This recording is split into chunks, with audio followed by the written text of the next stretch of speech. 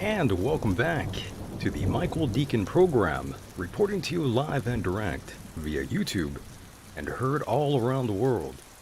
I look forward to once again serve you those sounds of salvation. First time listeners, this is a very different kind of show. A place where we don't feel so alone. No matter what it is that you do choose to believe, we do admire you for your curiosity. Joining me tonight is Kevin McCairn, PhD. He says he's not selling tinctures, oils, herbs, metals, or any objects, merch, t-shirts, just his observations. In other words, he's only trying to help. Thank you, ladies and gentlemen, for allowing us into your hearts and into your minds. Here we are again on a night like this. Hello, friends and foes. I'm glad you've returned. Back for another dose of the Michael Decon program. Now, tonight we will be discussing a plethora of topics. You too can get involved. Give us your thoughts and opinions by dialing 424-666-2425. Don't just wait for me to tell you to call in. Whenever you got something for us here, go ahead. Let it rip. Now, without further ado, let's bring in Kevin, who is patiently waiting right now. And he should be able to hear me in 5, 4, 3, 2, 1. Kevin, how are you? I'm good, Michael. Sorry, I was just that's some dope music on the intro there. Very, I was getting into it. Some pretty good crack smoking music, my friend. That's true. Oh, yeah. So, Yeah. Kevin, I want to welcome you to the Michael Deacon program. I'm honored. It's a pleasure for me to have you on here. And you are from, where are you from, Kevin?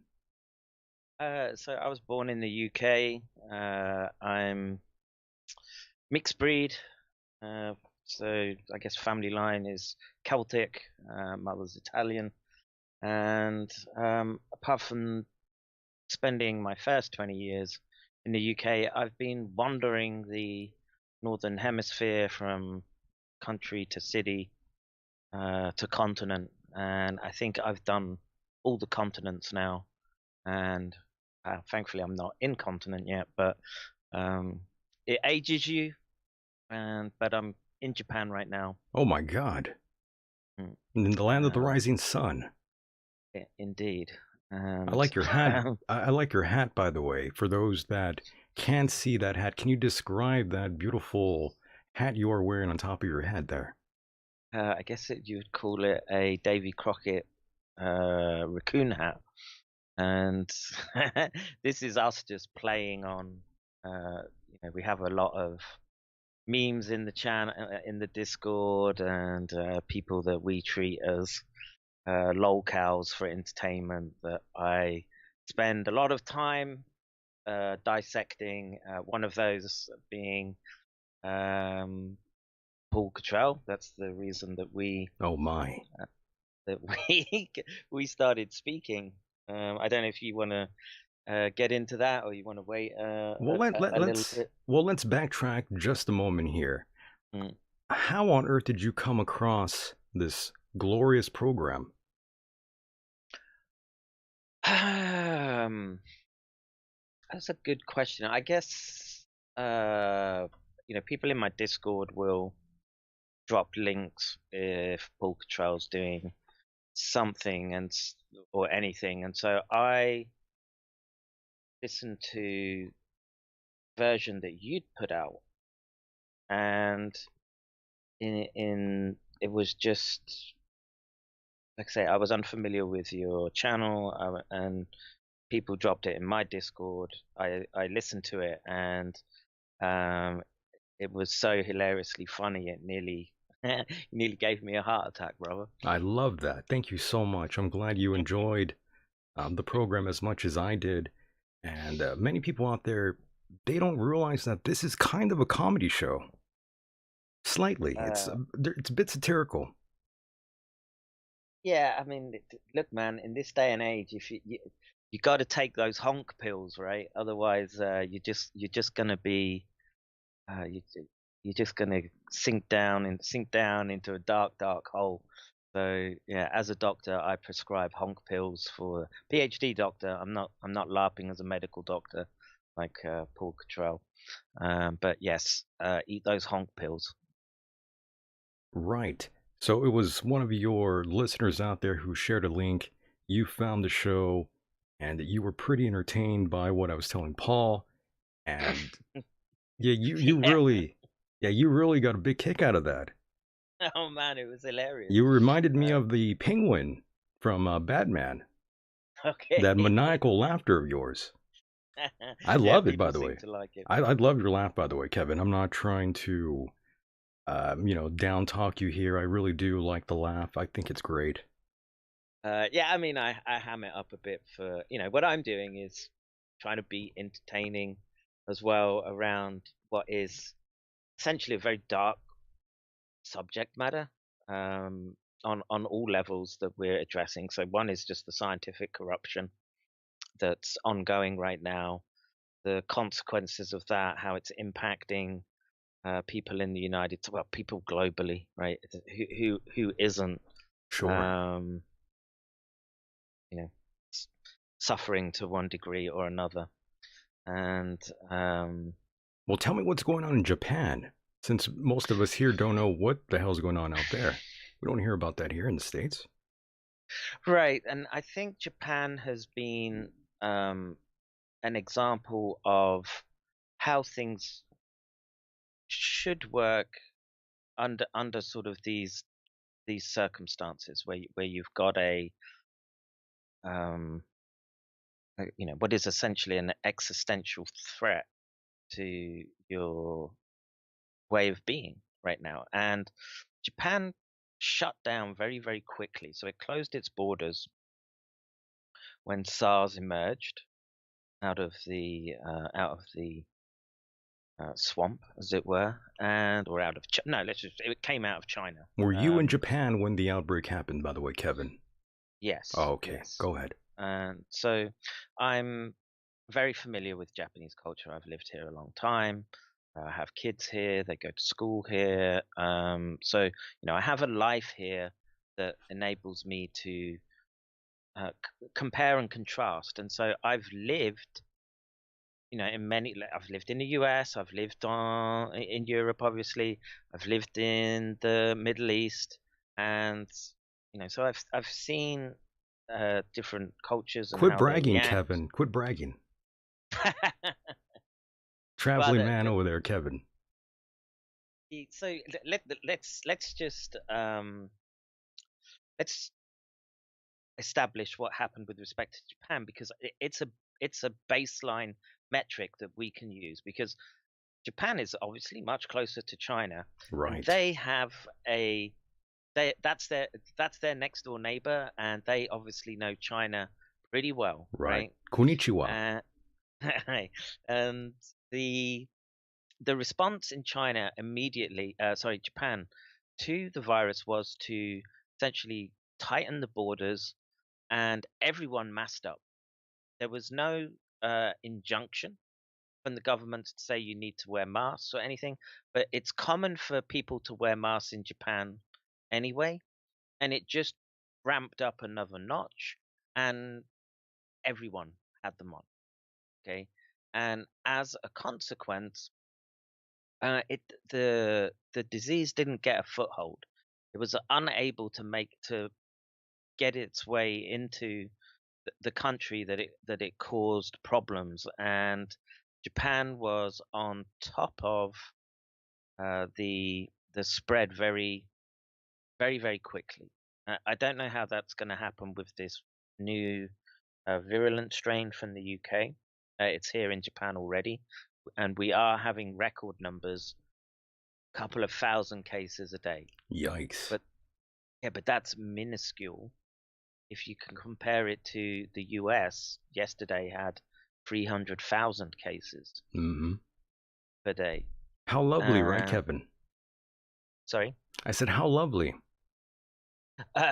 For you guys, yeah, it's a disaster, and this is what I had kept my life beyond my published science relatively anonymous, and it was the response in the the US, that basically caused me to come online and speak the way that I do every day. One, I was just trying to raise a warning about this virus. There was obviously things that were very suspect about it, but I think one of the things that really drove me, or there were two things. One was the the spreading of information via people that just happened to emerge as SARS-CoV-2 emerges, and they were basically telling people, "Oh, viruses aren't real," and that has captured a substantial amount of minds in the United States right now. And so I can see someone in the chat says this cackhead seems to think healthy people need to wear masks. Here we go. Well, Here we um, go. so this is what I would say. So in Japan, everyone wears masks, and it hasn't, you know, lit up like the United States has. And the United States, at the very beginning, and like I said, this is one of the reasons why I came on. So there was the Andrew Kaufmans and the conspiracy channels pushing the idea the viruses are not real. They're nothing more than elements that your own body makes for cleansing. You forgot David Uh, Icke, by the way. yeah, David Icke is another one, and he's caused massive problems in the UK, right? So David Icke, Sheramani, Madej, Kaufman, the list goes on and on. Mikovits. Um, there's a whole um, uh, Rashid Batur was another one.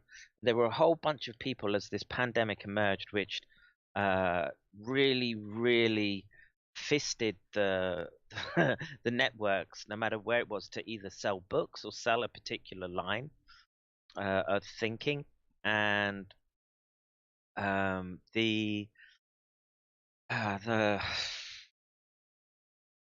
this sort of misinformation caused me to come online, put my reputation up for well, people to rake over, and it was time to sort of go on the well, to try to sort of battle the misinformation that was there. And so obviously there were the people who think that there were no viruses, etc.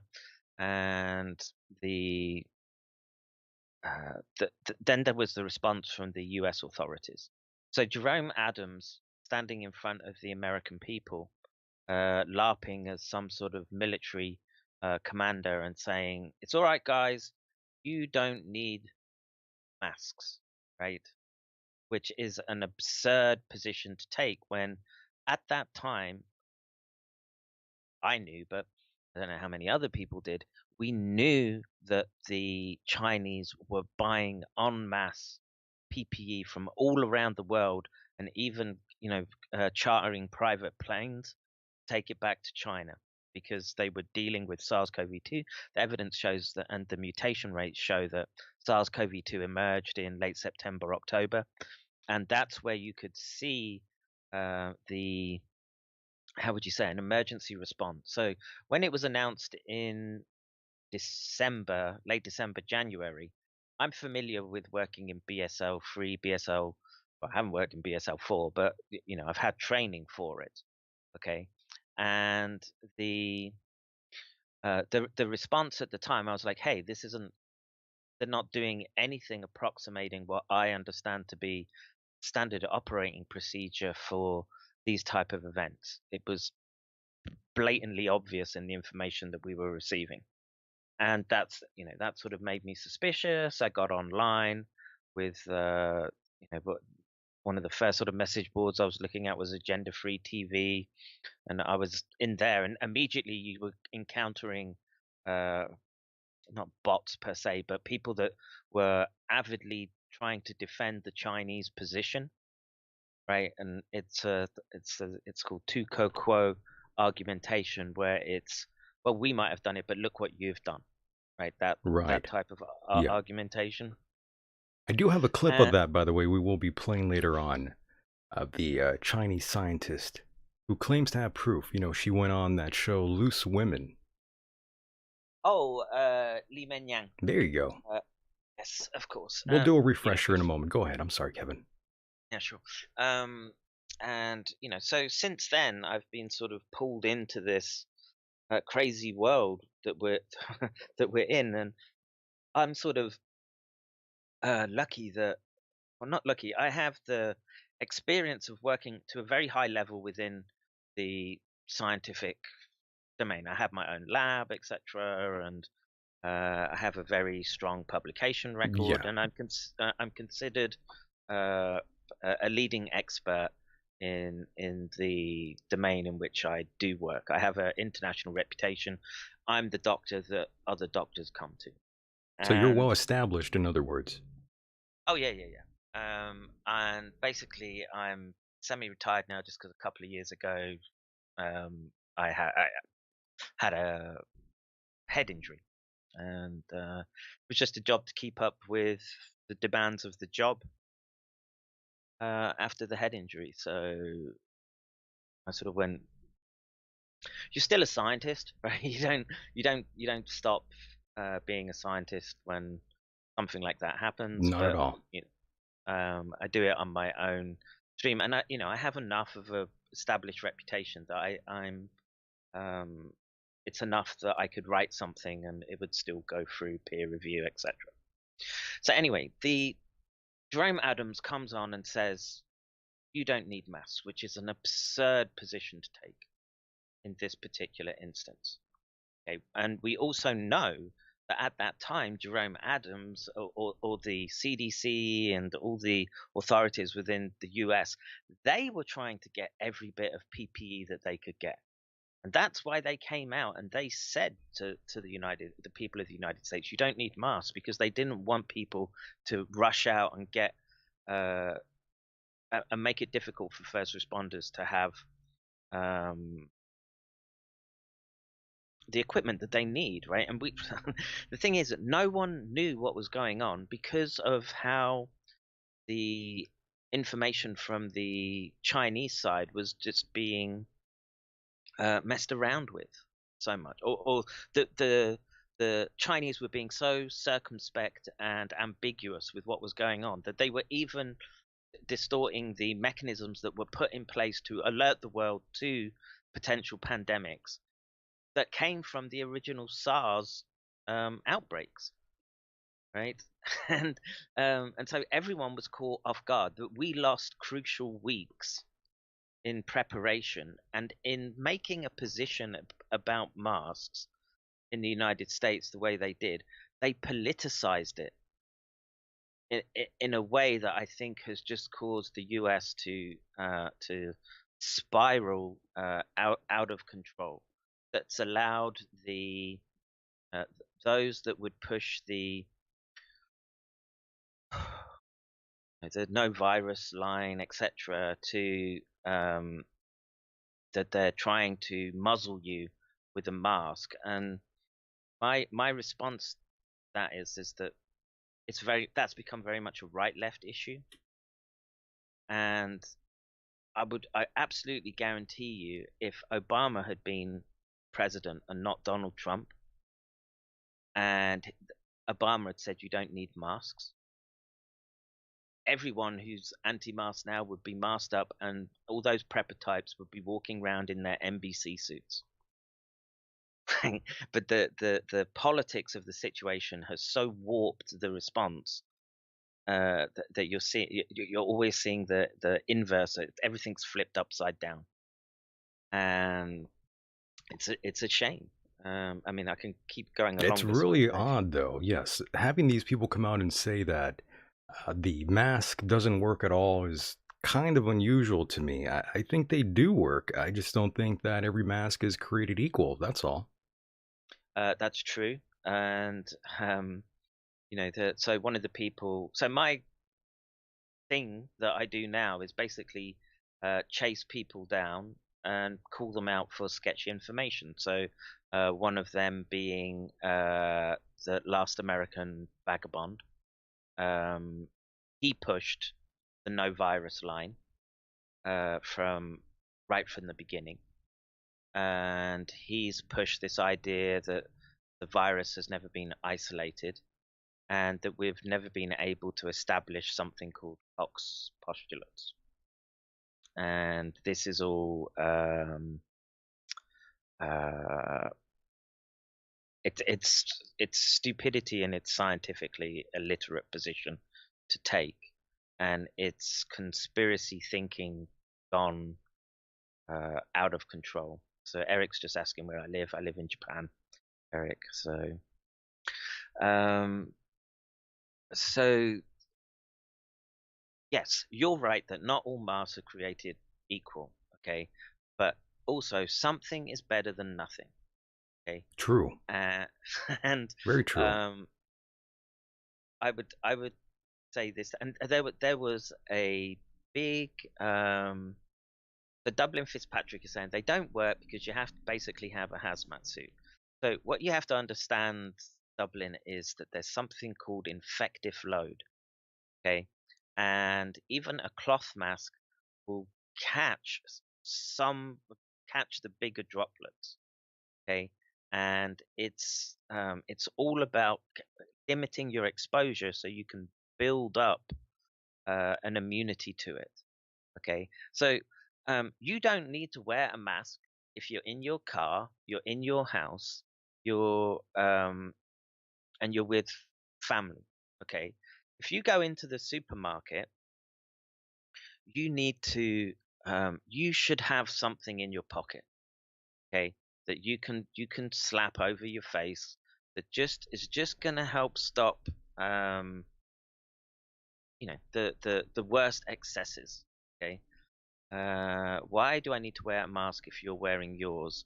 Again, it's just about trying to limit the amount of virus load, not Right. only to other people, but just what's in the environment. What's his take on Fauci? I think Fauci is the epitome of deep state. He's been there since the Reagan administration and has lied consistently to the American public. Like I say, they lied about masks initially. I tell you what should have happened at the beginning. Okay, when this When it first kicked Jerome, off. yeah, and Hmm. Jerome Adams stood there, and the world was watching, not just the United States. The world watches. Okay, what the United States does. Jerome Adams should have had the balls to stand up there and basically say, "There's a virus coming out of China. They've taken all the protective equipment that we need for our first responders. We're struggling to make sure that we can have all the equipment that we need. Here's how the American people can help. You can make a triple layer cloth mask, okay, in this way. We'll send out, here's the instructions at this web address," and you would have seen the American people ramp up that type of protection just because of the type of entrepreneurial spirit. But because that message got garbled and then it was contradictory with respect to what they were saying from one week to another, that um, the the strategic posture of the United States has been uh, severely damaged. And right now, okay, so the picture gets very, very complex when you start to pull out from just the disease aspect. So we're looking out to the effects on country, geopolitics, etc., etc. It's a very, very complex, multi-layered picture, hologram, whatever whatever you want to think of as a metaphor for understanding it. And I would say this right now, you're much further down the pathway to war than you understand, because it's a new type of war that's ongoing. It's silent weapons for silent wars, okay? And the pin has been pulled and it's detonated in China. Problem is, there's a lot of fingerprints on that hand grenade that went off. Right. Right. Yes, that, Uh, that was one of my wacky theories about the virus, that it sort of traveled around from the United States to Canada and back to Japan, is what mm. I'm led to believe. Well, so it basically it has this international fingerprint on it because of the hubris of the scientists involved, where they were collaborating, making international collaborations. And I can tell you, as a published science, someone who works in the field, that was, if you could get something like that, and you could get cross country funding, MOUs, all types of, it's a big deal, right? Because it's a showcase for your country. It's a showcase for the institutes. It's a showcase for the scientists. There's a lot of cachet with it. The Wuhan Institute of Virology has a lot of ties to various American institutes, including academic and governmental and non-governmental, and that's a really important key to the narrative here.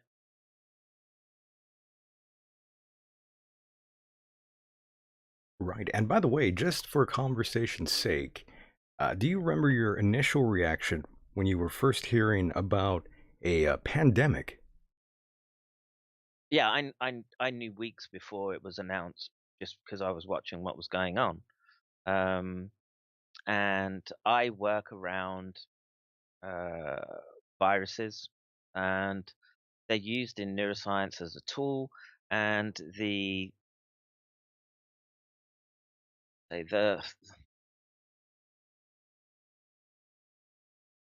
the information that we were seeing coming out of China made me very suspicious as to the nature of the agent. And I keyed in that there was a strong neurological component to it straight away, rather than it being a respiratory pathogen. Right, an upper respiratory. Mhm. Right, go ahead. So it's a lot more complex than that. So Sure.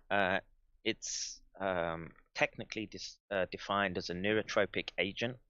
Other neurotropic agents include HIV, polio, the various forms of encephalitis-inducing agents, and the, the problem was with when they were trying to say, oh, there's something that they were trying to say that it's a spillover event, a zoonotic spillover. So within weeks of it sort of being announced, one of the major pieces of evidence that the scientific community used to try to understand what SARS-CoV-2 was the was the publication in Nature Medicine of an article called The Proximal Origin of SARS-CoV-2, which basically said if we look at the sequence and we compare it to all other sequences, it seems to look like it's come from pangolin, right? Because they have, well, it's not even the pangolin at that stage, but basically they argue for something called the glycosylation of this areas of the spike protein that we are very suspicious of, that look like they've done something called gain of function research, that they've slipped in excuse me, It's okay. uh, they've slipped in sequences that are very hard to explain with respect to a natural evolutionary pathway and in the clade of the family of viruses that we understand SARS to be, which is a beta coronaviruses. There are a whole there are a whole bunch of viruses that are related, and this theoretical paper by uh, uh, Christensen is the lead author, um, and a bunch of other big hitting names, Ian Lipkin, and I should probably just pull the paper up right now. So I want to make sure that I'm relaying the best information I can to your listeners, and they should know every name on there. Ba, ba, ba, ba, Yeah, no ba. problem. Very good, very good. So whilst I'm looking for this paper, if you've got a question that Yeah, by the way, Eric, I believe, had a question for you. He says, does Kevin realize many deaths are reported in the US are improperly labeled for COVID death?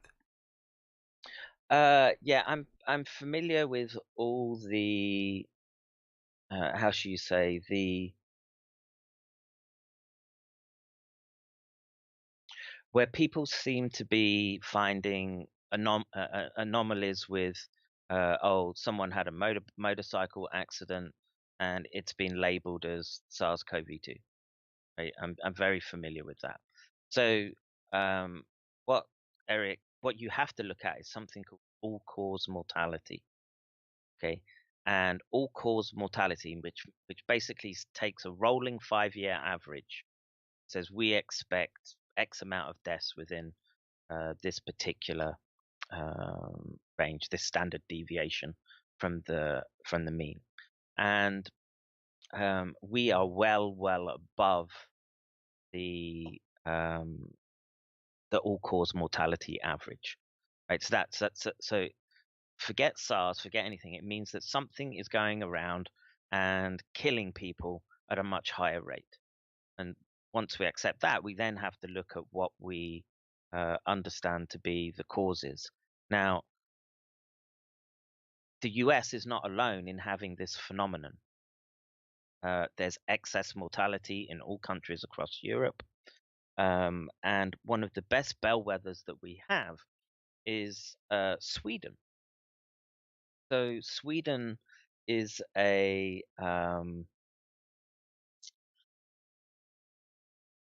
so the, are you familiar with the Great Barrington Declaration? Yes. Right. So Sweden was touted as this way to um, respond to SARS-CoV-2. Okay, that it's a flu, and what we should do is we shouldn't shut down or anything. I'm against shutdowns. Okay, let's get that established straight away. And the idea being that, you know, pandemics happen. We haven't shut down before. There's no need to shut down now. We should just sort of let it rip through the population. That was the thinking of Anders Tegnell, who was the head of Sweden. And Dublin Fitzpatrick says, I just don't understand why this guy doesn't understand this is. But it is well, it's a research agent. There's no difference between a research agent and a bioweapon. It's just intent. Okay, so Dublin, I'm very much on board with it being a consequence of gain of function research, which is why I think, and this was the point I was getting to with respect to what you should do with lockdowns, is that the standard approach of, well, you know, it should be just survival of the fittest, etc., and doesn't count in this particular instance because the agent has been modified. And what we know is that the although the survival rate is high and it's generally taking out the elderly, 1 in 5 healthy people below the age of 50 are suffering these long hauler symptoms. And the long hauler symptoms very likely the consequence of damage to the central and peripheral nervous system. Okay, and this is why I was so sort of adamant at the beginning to try to inform people that this isn't just a respiratory pathogen. In fact, you could make the argument that because, one, it was highly adapted to primates straight off the bat, and we know the thing is we know that it's poorly adapted to bats. Binding site is poorly adapted to bats, so it's more evidence that comes forward to it being a gain of function agent. And why is that not killing people anymore? It is killing people. People are dying, but it's the long hauler symptoms, and not all weapons are designed to kill. Right? This is a problem that people have wrapping their head around. They seem to think that, well, if it's a weapon, it must kill, right? Actually, no. Your standard NATO 223 round is designed to maim, not kill. It's the same with this agent, I would argue, that it sucks up resources. So right now, the United States is 30% over its ICU capacity because of SARS-CoV-2. We have a wave of abnormal behaviors impacting societies that I would argue, because of the neural component, that can be defined as impulse control disorders. Right? That's why you saw nihilists, and you're still seeing nihilists and people taking to the streets. And it's not just in the United States; it's across Europe, it's across much of the world. And and Eric's saying 99.8% live. It's got to stop thinking in such binary terms. Okay, if 1 in 5 of your young are now impacted, so they're taken out of the working population and now become a drain on your resources, that's a big problem. Okay, and it's how we deal with that in particular, because the thing is, the dead you can just bulldoze into a pit and it's done with. Okay, but people that you have to take care of, you know, there's a social contract that we've all agreed to, and we want to make sure that we're not on the receiving end of governments coming down with death panels about who's to live or to survive. So we try to sort of err on the side of being humane and say we're going to try and give the best treatment to everyone. But right now, where you are in California, they can't do that. They do have death panels, and they're going to decide who survives and who doesn't. That's Right? right. It's a very unfortunate situation that we are in. It's kind of like we are in a bad horror movie that you'll find in Netflix. Yes. Any sort of movie based around the principles of pandemic are understood by everyone, and the we have a very very um, visceral understanding of what a pandemic is, because it's only been so many years that we've even understood the idea that there are pathogens. Didn't have to go back long before, where people thought there was just miasma and bad air, and you knew not to go into the village over the mountain, because everyone that went there suddenly got taken by bad spirits and were dead 3 weeks later, when it's due to catching fleas or some illness. And we know as a species that this can happen, and in a lot of time when you can't see what's doing it, you it gets embedded into the genetic memories of, um, you need to stay away, and it induces a very visceral fear in a lot of in all people. It's how you handle that fear is a big difference, and knowledge is power in this case. Right. And of course, there is the South African strain, by the way. I'm sure you've been Mhm. keeping up with that. It has there's three binding mutations from what I read. And that's a real piece of shit, no doubt, by the way. Um, So there are multiple mutations that they are tracking. So all those that think that viruses have not been isolated, etc., the that's not true. We're tracking daily the virus and how that's how we understand the mutations. Okay, that people are getting the virus, they're culturing it, and anyone who's into listening to Kaufman, etc., will say, well, but you have to, it doesn't just grow by itself, you have to give it um, cells, etc. It doesn't matter the substrate that it cultures in.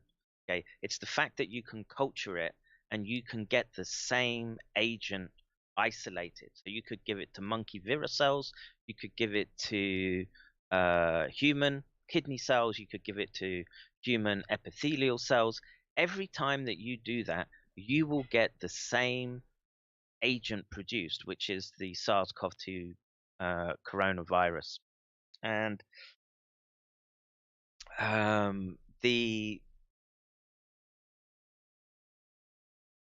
so when speaking about gain of function, okay, so the initial gain of function, which had everyone spooked, which shouldn't have been there, was this what they called the furin cleavage site between the S1 and S2 domains of the protein, and right. basically it just means a loop between these chunks of protein which functionally make up the receptor, and it has to interact in ways dependent on the physics and forces of the amino acids which make it up. And but that loop, that site, which is just front of, I want to say in front of the receptor, but it doesn't matter depending on which end you're reading from, but close to the receptor Yes. binding domain. I'm so glad I paid a little attention in biology, by the way, because it's given me an opportunity to somewhat understand a lot of what this virus does to these cells.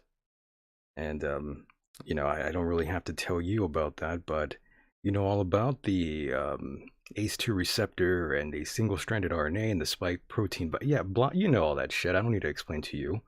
Mm. But I'm so glad I paid somewhat attention in high school. Yeah, I mean, these are biology is an objective science like chemistry and physics, okay? And um, we can make predictions once we understand the substrates from which it's made. And the sequencing which came out very quickly identified that this furin cleavage site, with respect to all other beta coronaviruses, was an anomaly. Not only was it an anomaly at the structural sense, but the amino acid sequence which made it up was very rare as well. So it's the codon sequence is it's not predicted from the models that we would or the theorems that we would understand, which make up the molecular and biochemistry of this agent. So there's very much a signature of something being tampered with, and but then the question becomes, well, who tampered with it? And we can answer that question as well. The problem with scientists is that they're hubristic lot. That there's a lot of egos that go around, and the It's a there's conundrum. There's a serious conundrum in the medical and science field, no doubt, and lots to do with money as well. yes, and so but the thing is, we know from the scientific literature who's involved. Right. We have it down to, we have the whole network mapped out right now. And is that Dublin Fitzpatrick? I see him a lot I on believe so, sir. Twitter. Yes, sir. Yeah, I like your channel, dude.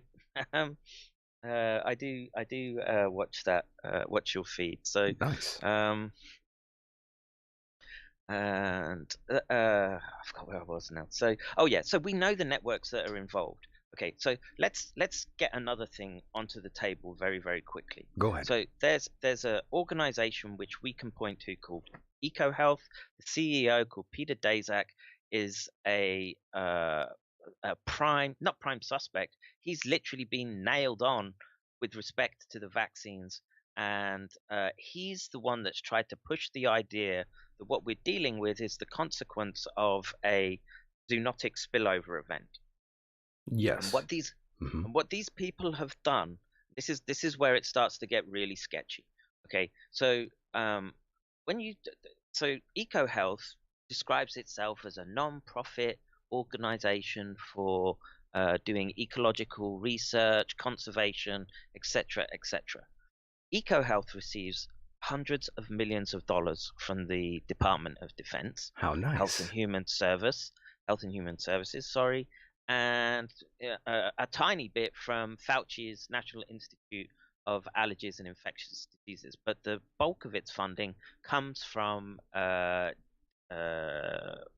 DoD projects, the Defense Threat Reduction Agency, and what they do as a non-profit, non-governmental institution is they're able to circumvent a lot of the treaties that are in place that limit governments and governmental institutions from doing the kind of work which EcoHealth does.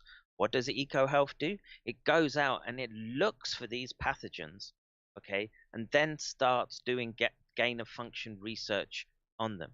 And if the U.S. military was doing that, that would be considered the development of biowarfare agents. Okay, Right. And I was just gonna. and Oh, go ahead. Sorry. well, it's just that there's a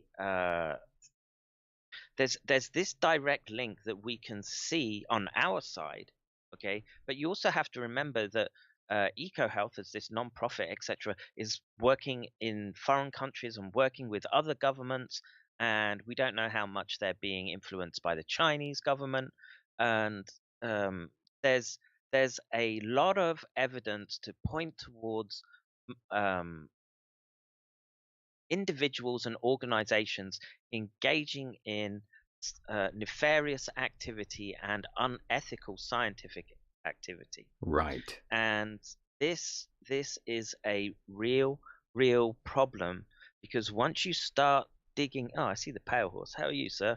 Um, the the once you start digging into it, what we find is that, okay, we find this little supposedly non-profit that's painted itself in a coat of green as part of a push towards this idea of green policies. Think Theta Grunberg, okay, and the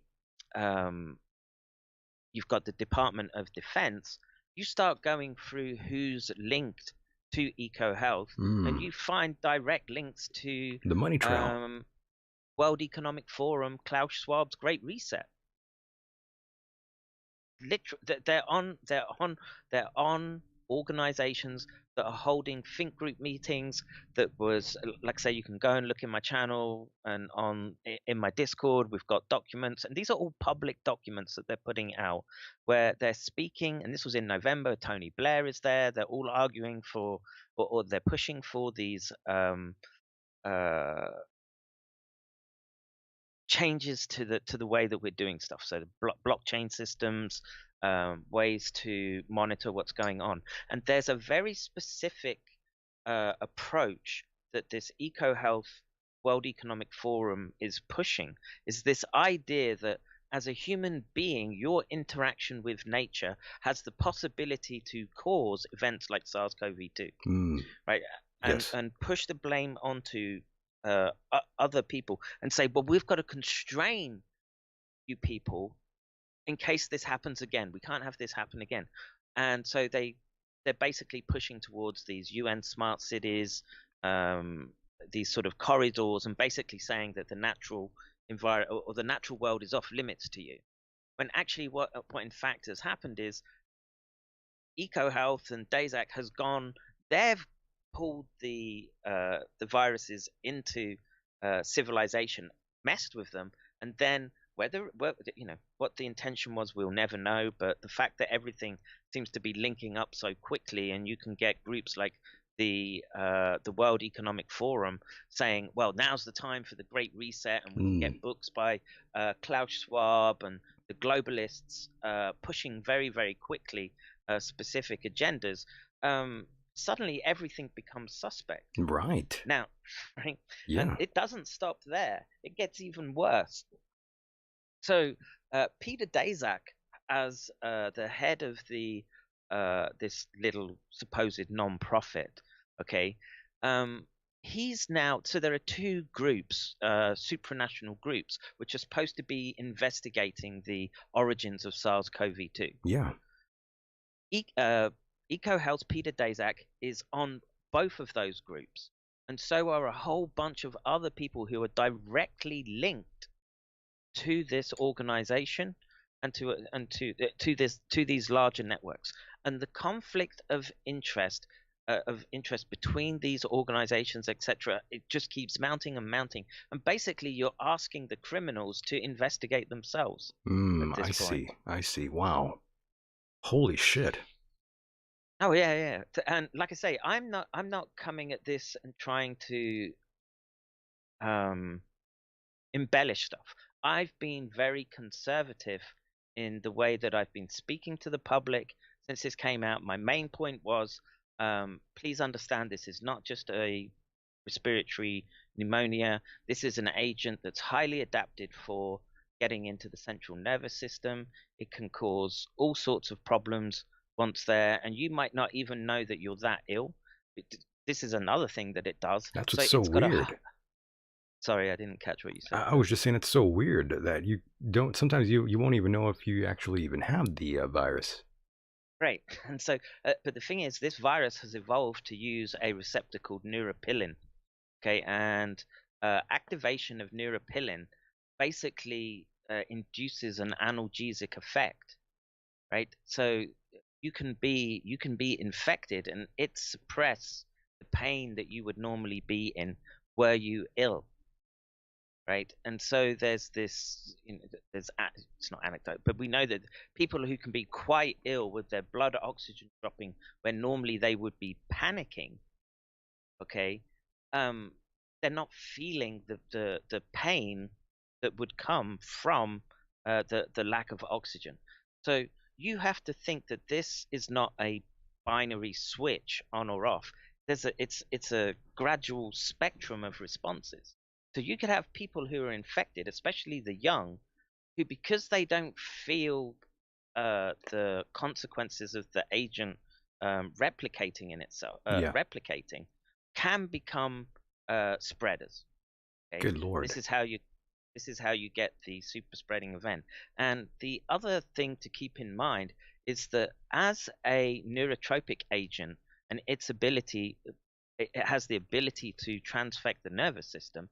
It can sit in the nervous system, and basically it just keeps replicating and pushing out copies of itself, and it doesn't get dealt with as if it were in other organs where the immune system can get to it. By the way, Kevin, let me just ask you this question really quickly here. When the outbreak first occurred, and I know you have kids or maybe a kid of your own, how did you explain to him what was going on?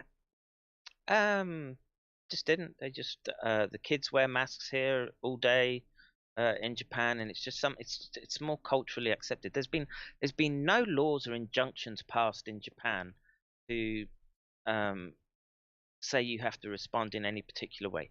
They know that there's a virus, and we just say, oh, this is the normal way that we do it, and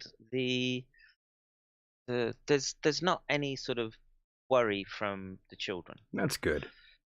Um, I'm just very but the problem, curious how they took this sort of a change. I mean, I saw Michael Jackson wearing a mask back in the 90s, so he was ahead of the game. Way ahead yeah, of the game. I mean, look, man, masks work.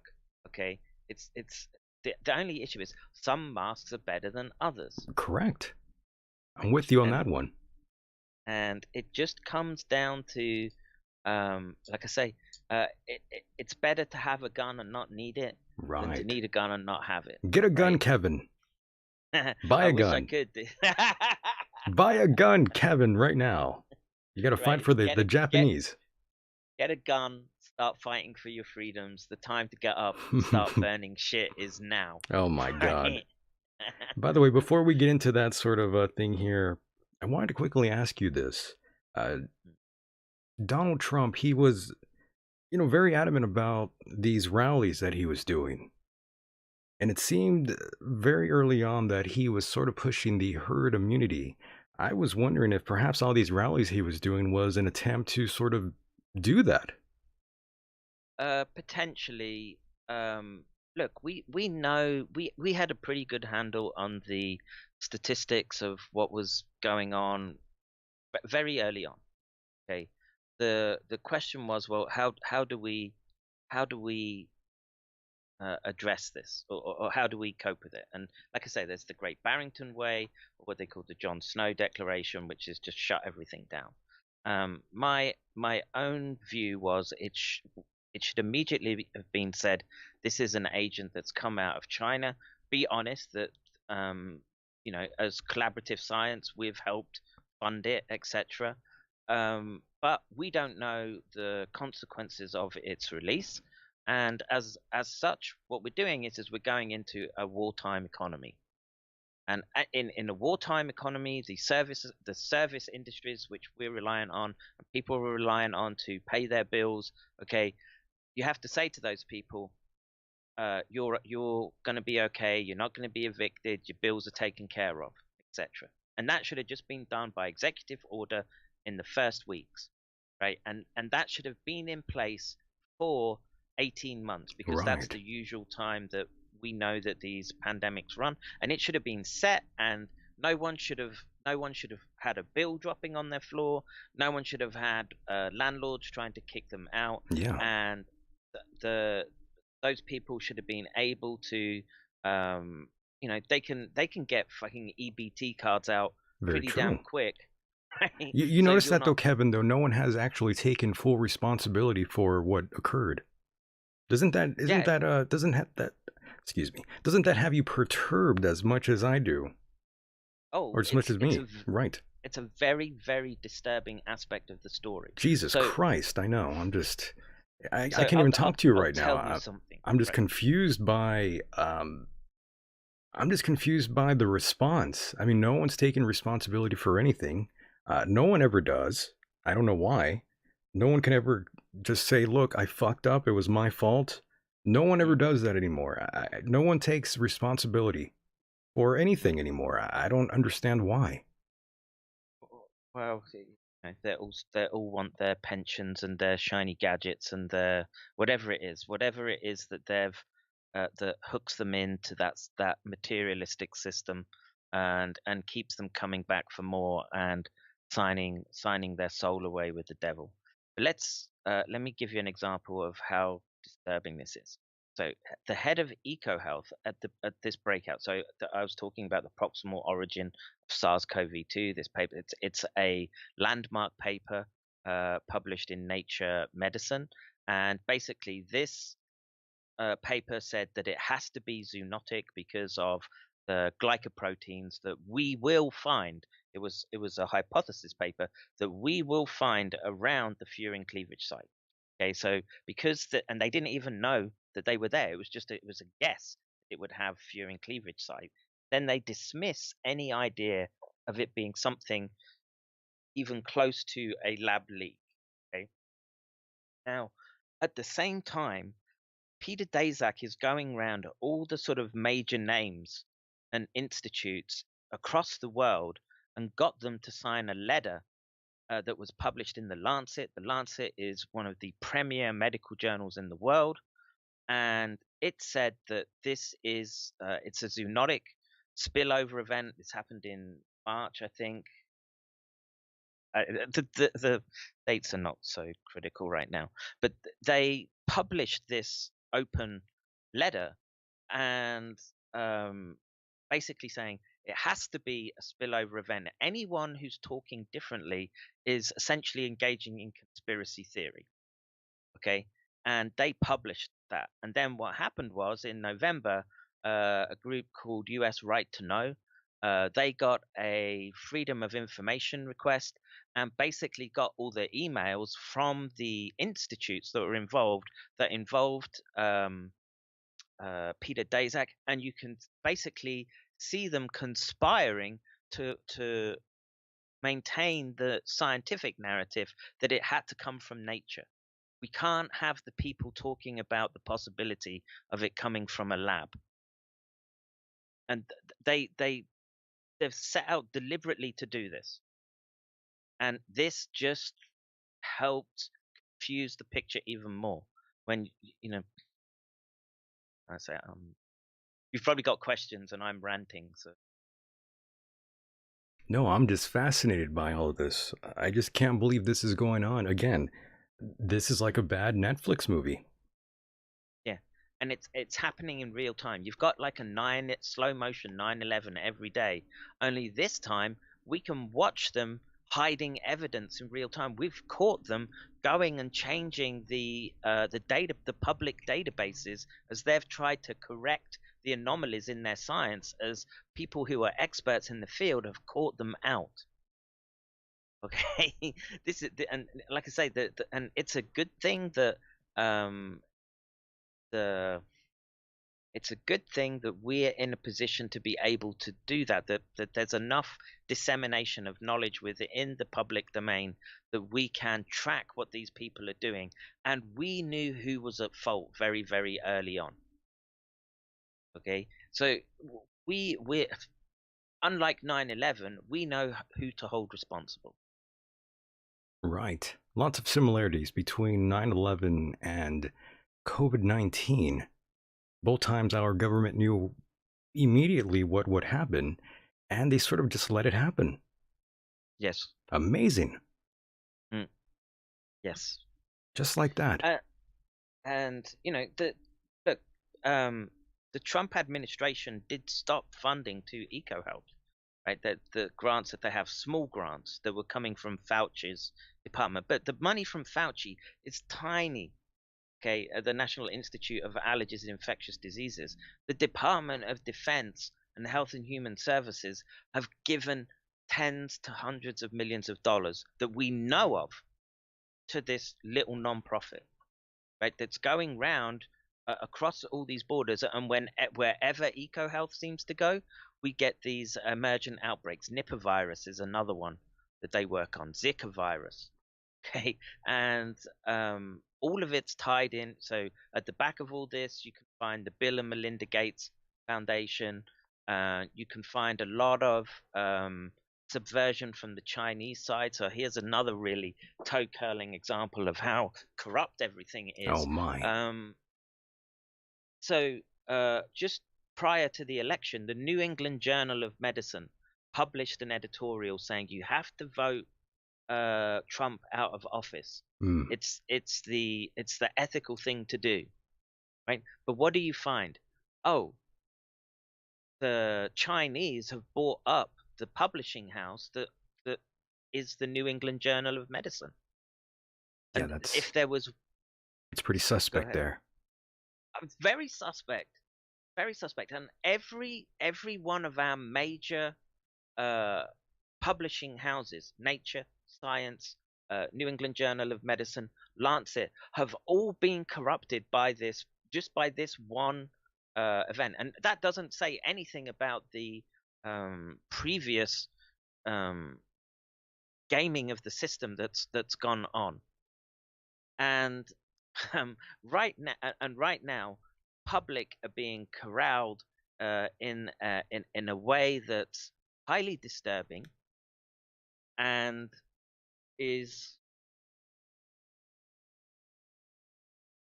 well, in light of how the election has sort of played out, and how we know that there are these supranational organizations and ideologies. So like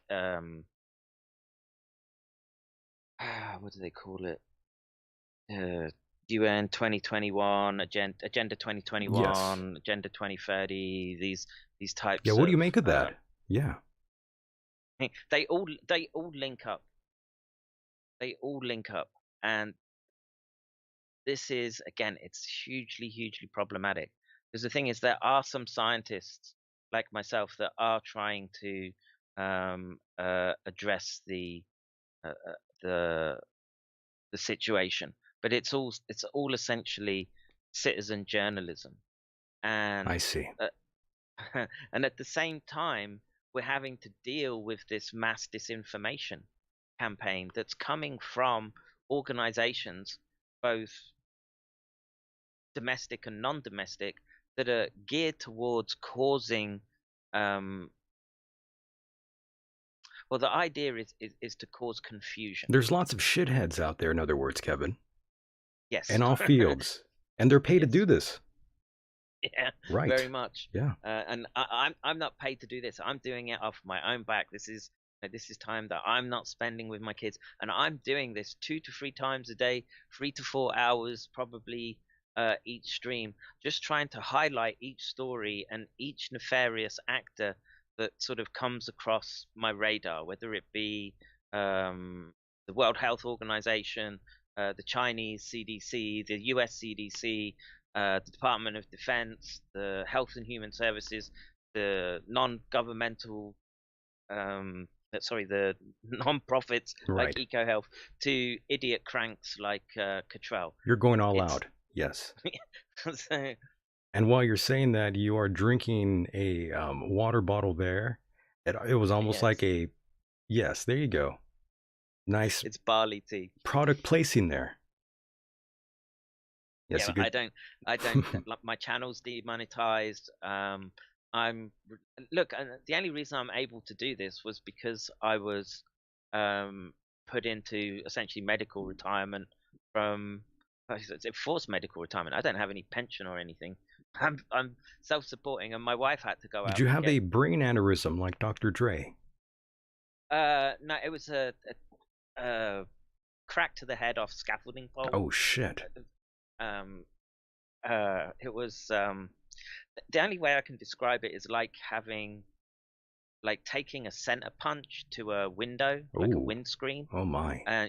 and you can crack the corner of the windscreen, and from certain angles the windscreen looks all right, but then you can look around, and there's this whole sort of fracturing that sort of happens, and it's taken a long time to sort of get round to sort of functionality.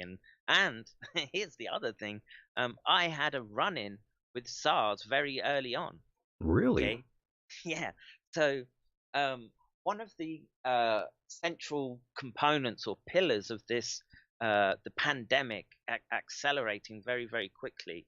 I don't know if you remember in the news that there was a cult in Korea. Ah, yes, the Christian coat.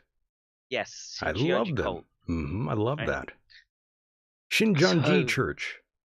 yes, and so their base was a city called Daegu. Ah, Okay, yeah. my lab is in the city called Daegu at the Korea Brain Research Institute. Last 2019 November, December, I go to Daegu. I'm staying there a week because Good I'm God. helping colleagues with some engineering aspects to science, and I needed the money, so I went. I Right, right. came back, and Jesus Christ, I got ill, seriously, seriously ill, Oh my. and the thing that got me was the neurological impact it had. And I was like, well, that's not a regular flu. You had the brain And fog. more than the brain fog, right? You can ask my wife. I was delirious. I didn't know where I was for a week, Ew. right? And Yikes. and then I had all these long hauler type symptoms that I've sort of had to deal with. Did you get tested And yet, Kevin? well, no one knew anything at the time. I could probably go for an antigen test right now. Hmm. Um, but I don't want. I'm in Japan, right? I hate going to the doctors anyway, and I didn't go to the doctors when I was violently ill at the time. And I can remember having a sort of moment of clarity, and I have a prescription the length of my arm anyway because of the head injury. And I said to my wife, please get me aspirin or something to just try to control the fever because the medication I did have wasn't working. And literally getting aspirin saved my life, I think. Really? That's bizarre. What do you think you Mhm. contracted, Kevin? Oh, well, I was SARS-CoV-2, Oh, it and what we was. know Okay. is that by the symptoms I had and the response, etc., for sure it was It was. Oh SARS-CoV-2. my goodness. And so I got aspirin, and then I started to recover. So why was aspirin working when sort of like the acetaminophen mix that I have, and um, so basically for pain control now, they're very strict with opiates, etc., and they treat it almost as a epilepsy. So I have drugs for like epilepsy Yeah. for pain control, right? And they're fucking horrible, right? But they were doing very little to help me with. Those are wild drugs, by the way. The anti-seizure medication. Mm, I would know. Not that I had one, but I did sample a few of those pills. That's a long story. But that was a fun experience when I was at a 10, as high as a Georgia pine. Another story, Kevin. I'm sorry. that's okay, dude. Another story. Um, and but anyway, I said to my wife, get aspirin, get me aspirin. And the aspirin basically started to bring things under control. And what we found was, um, what we know now is that the SARS-CoV-2 has this systemic, what they call coagulopathy. Yes. Okay, which means everything, your blood just starts clotting because you've The got blood this. clots, right. Yes, and aspirin is one of the best drugs that you can get for stopping blood clots, short of sticking an IV in your arm and flushing you through with heparin. Kevin, you could have died. Oh yeah, yeah, yeah. It was Holy close, shit. but very, very close. And the um, but he got through it, and basically I was sort of like a sentinel person that I was see. there, and Yes. I knew, and as soon as the information started coming out, Hmm. because I was sick over the time, and I remember I got over the worst febrile state just before Christmas, and then I was just left with what they call dyspnea, where you're just sort of panting, a bit like a dog. But at the Yeah. time when I was ill, I didn't feel any respiratory problems per se. It was all, and I'm guessing because I had the head injury, it was manifesting a lot as the neurological component. So I was convulsing, I was Man. hallucinating, etc., etc. Um, and the um, and so as I'm recovering, I'm watching this stuff come out of China, and Wuhan. I'm watching the symptoms. I'm like, oh, I recognize that. I feel that, yeah. And It was like a and bad infomercial for you, Kevin. You're like, yeah, I got that. right, and so I just started to get onto message boards. It's how we built up um the Discord that I had, and the Discord server I have, and the YouTube channel. And basically, I sort of came out trying to warn people about the uh, neuronal aspect of it. Yes. And I think the neuronal component is a especially a big deal for those that think that they're going to recover, or not being affected by it. Oh my, And we, yes. That's just the argument out of ignorance, as you know, Kevin. mm, Lots of these folks, they think they will be bulletproof if, let's say, mm, they had the virus the first time or they got vaccinated. I mean, you're not out of the clear. None of us are, mm, mm. unfortunately, Kevin. It's true. I'm just looking at the comments. So someone's asking, what do I mean by Sentinel? So a Sentinel system is just an early warning system, right? So I was just an early warning to what was coming out of China, and we know that the Shincheonji cult, based in Daegu, that's where their home church is, were going backwards and forwards to Wuhan, where they had a church, an underground church in Wuhan. And they Uh, were responsible for spreading the virus. That's what many people believe. I'm not sure if that oh means yeah. they had like vials of the virus. I'm not sure. That's kind of going down conspiracy, So the rabbit hole there, but I don't know. their approach was that all illnesses, we shoulder them together. So if you're ill, they come and you eat and sit next to everyone, and you share Yeah. the illness and the burden, and that's just part of their the church, how they did it. And look, the head of that church had to come out on his hands and knees begging for apologies from the Korean people, because it was such a mass um, super spreader event. Hmm. Okay, Does and I'm that telling remind you, you of something? does it remind me of something? Like a You'll have rally? to. Like a rally, perhaps? Right, right. Right. Yeah. There you go. Uh, and that's what's happened to the United States, is that you've allowed it to become hyper endemic in your population. I'm embarrassed, There's Kevin. I'm really embarrassed for my country. I'll be the first to tell you. uh yeah, and look, man, I lived in the United States for a long time. I wish I was there now rather than in Japan. I felt very at home in the US. We need It's a you here, country very Kevin. close to my We need you in heart. America. um Look, man, if I could afford to live there, I would. I mean, I think my working days are behind me. Even sort of doing, like, if I do a stream, you can ask my wife. I do a stream, and literally I go and Your I wife's will not try to your wife's not Japanese, right? she is, yeah. Okay, she is. So, in other words, Kevin, you plan on dying there. Yeah, it's I came hear close you. a few times already. Oh shit. Um, Yeah, right. and You're like a cat, you know, Kevin. a cat. You're like a cat. You have 9 lives. Uh, I don't know if I have that many, but 2 yeah, I've left. definitely come close to. Interesting, interesting. And by the way, Kevin, now that we are on this subject here, we have you a little loosened up here now, Kevin. I'm glad you are loosened up here. I'm joking around, but there is a video here, a clip from OAN and this news reporter. I think her name is like Jen Pellegrino. I think that's her name. I'm not quite sure, but either that's her name or she's talking to another woman by the name of Jen Pellegrino. But this is an interesting clip. I want you to tell me your first initial reactions are to this video. You're not Mhm. going to be able to see it, no one is, but you'll be able to hear the audio. Here we go. Oh, hold on. I have it muted here. Maybe if I hit unmute, you could hear it, Kevin. Okay. I'll tell you what, the Lord has won, and Biden will never be president of the United States.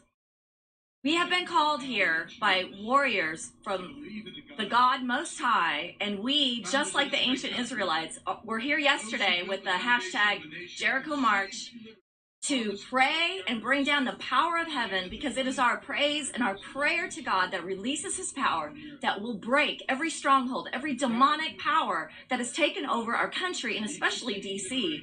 And the power was palpable yesterday. We felt those strongholds broken, torn down, destroyed, and the change is happening right now. And I was able to experience it, and the worship of so many people, so many I guess famous, prophets and speakers and conservatives were here yesterday, and we all came together as one because we are America, and we came here to bring about in reality what has already taken place in the heavenlies. And so Jesus has won, he is king, and Trump will get 4 more years. My goodness, what do you make of these religious folks out there that have sort of submerged themselves into politics? Yeah, I think it's pretty clear that it was render unto Caesar's what Caesar's, and render unto God what's God's. And I would be very, very wary of trying to force the hand of God in this particular or any set of circumstances. I go on about this a lot, and it's a very, very the metaphysical is an easy territory to get lost, and the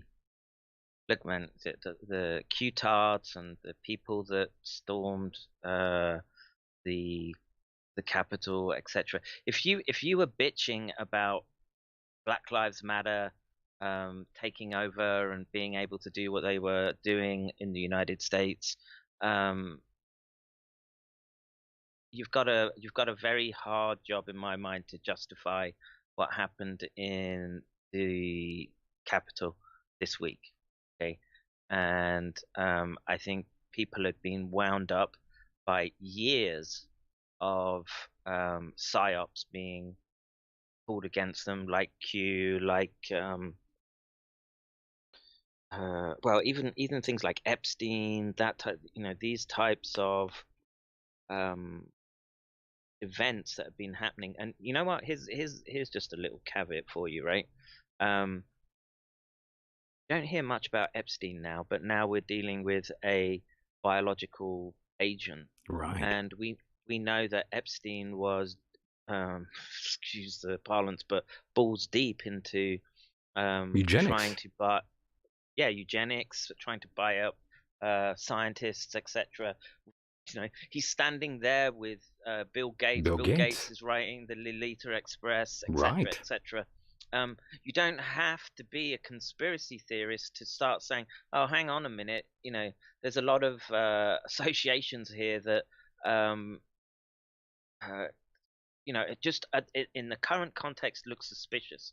And the problem is that these people are essentially an untouchable class, and it's us goyim cattle, Kafir at the bottom, that have to just adjust to what it is that they're doing. Okay, and the problem is that the battlefield on which this is taking place is primarily the psyche of the United States and the West, and it's a very, very disturbing set of circumstances as you understand how the world is being restructured for this fourth industrial revolution. Okay, It's frightening, to say the very least. Yeah, that's putting it mildly. Right. And I don't know how much you want to speak a little bit about the JQ issue, but people who are unaware need to understand the primacy of the Belt and Road Initiative with China and the Pan-Eurasian superstate. If you're unfamiliar with Brendan O'Connell, please go and find his channel, understand how there's a mass tech transfer being instigated against the United States The idea is to break the back of the United States culturally through what are very specific pressure points. So the idea of sovereignty over your body. This is why the response of the United States looks so chaotic, right? It's the contradictions of the Soviet system caused it to implode in the 90s. You're watching the same thing unfurl with um, the West right now, and this idea of the sovereign citizen, meaning the individual, and they're sovereign, and literally that's where we've understood the system has to, or the laws and ethical and moral frameworks we use has to be about the individual. But what's happened with that is we've inflated, and we've got these super egos that are sort of brushing up against reality now, that are engaged in what I call fictive realities. And they're pushing ideas like viruses don't exist. They're looking at things like Agenda 21, and then start tilting at windmills, saying, "Oh, look at you can see these people. It's not information that's hard to find, but because they're aiming, that their gun sight is aimed too high, they're unable to sort of make the argument with respect to how we get people like the super governmental institutions like the Klaus Schwab. The Klaus Schwab is just a puppet, right? Even when he's standing there in his stupid Star Wars robes, talking to whoever, there's people behind him that have been thinking about this on a multi-generational scale, okay? And that right now we have one specific avenue that we can take, which ties this very phenomenon that we're dealing with to these super organizations that are trying to push through this great reset.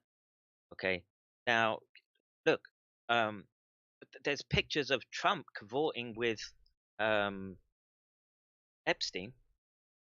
Okay? Plenty. None of these people are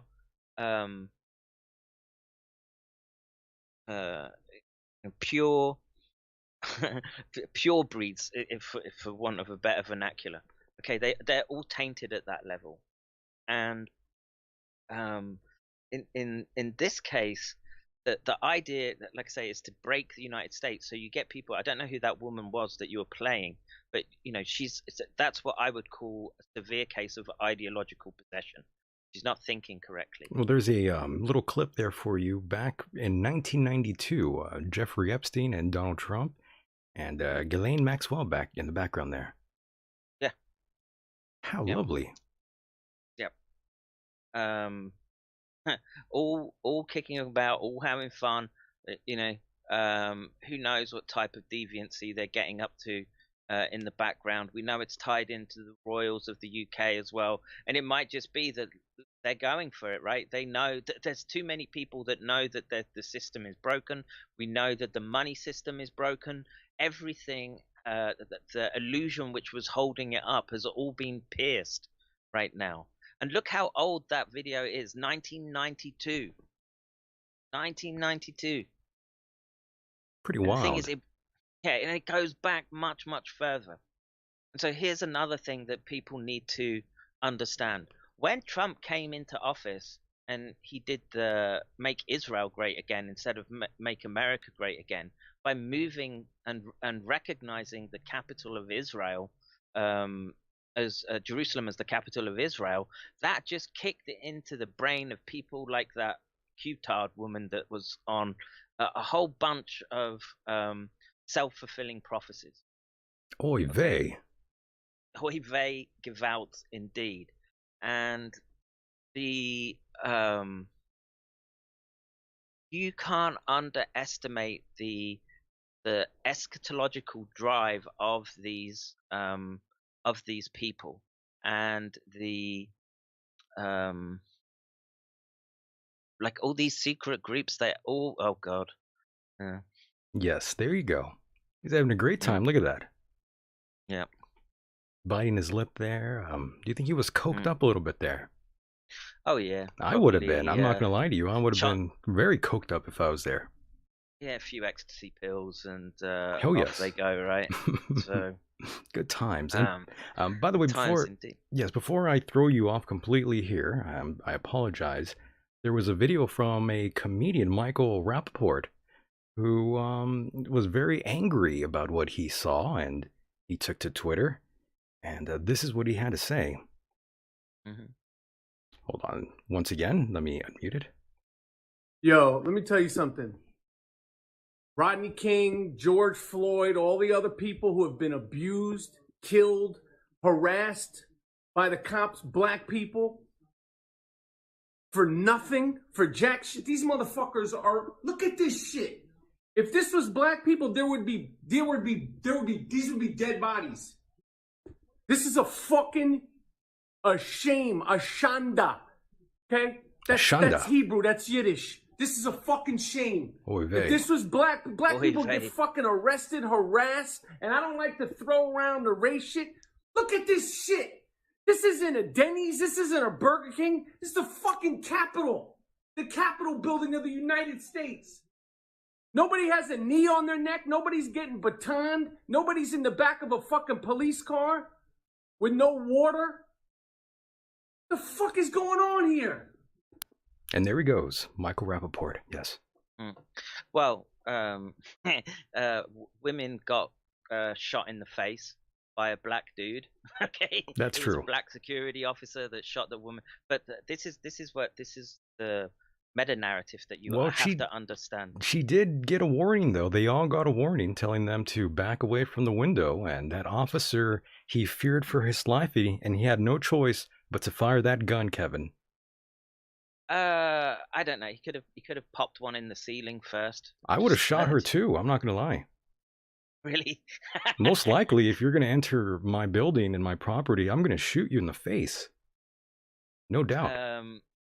Yeah, it's again, it's heat of the moment. Well, and, I'm being facetious. Obviously, I probably would not have done that, but okay. Like I say, if it'd been me, I would have probably stuck one above her head first. Yeah, and, maybe a warning shot. Definitely not Yeah. aimed to actually shoot anybody, but I think some of these individuals will be let go from their jobs, no doubt.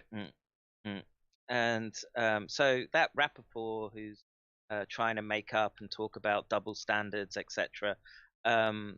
There's a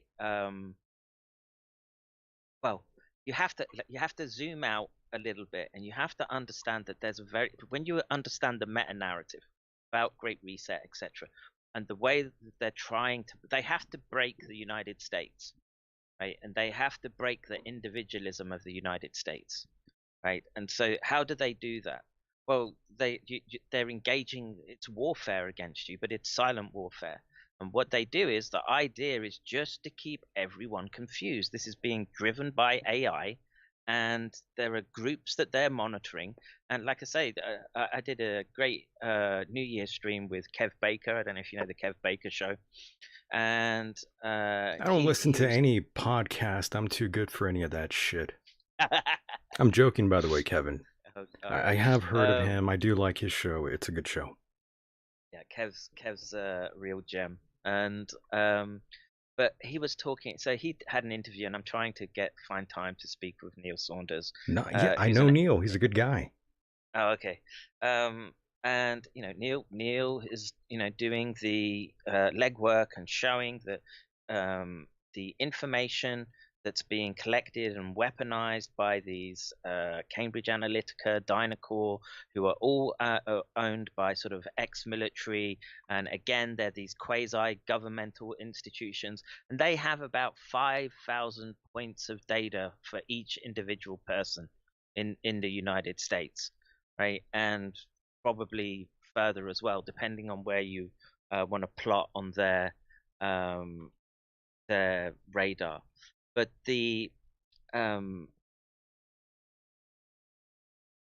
fact that they're going into the Capitol the way that they did. That was pretty nuts, man. I couldn't believe it. Well, look, man, you've got the right to peaceably protest, okay? Sure. But if you're if you're starting to break into shit and burn shit, then you're no better than the animals that have been setting fire to the United States over Absolutely. the death of George Floyd. Exactly. Okay, and people may not like what I have to say, but sorry, George Floyd died from eating his own fentanyl. You can see it on camera, and he was struggling like a trussed up pig, right? That you've caught in the forest. And yes, it's a shame. It's a shame that he's died. But was it facilitated by organizations to try to cause maximum chaos and maximum gain for themselves? You can absolutely bet your last dollar Yeah. on that much, right? Oh, yes. And the uh, the issue right now is like how do they complete the tech transfer that they need in not just tech transfer but social engineering, such that they re-engineer the world. And let's be a little conspiratorial.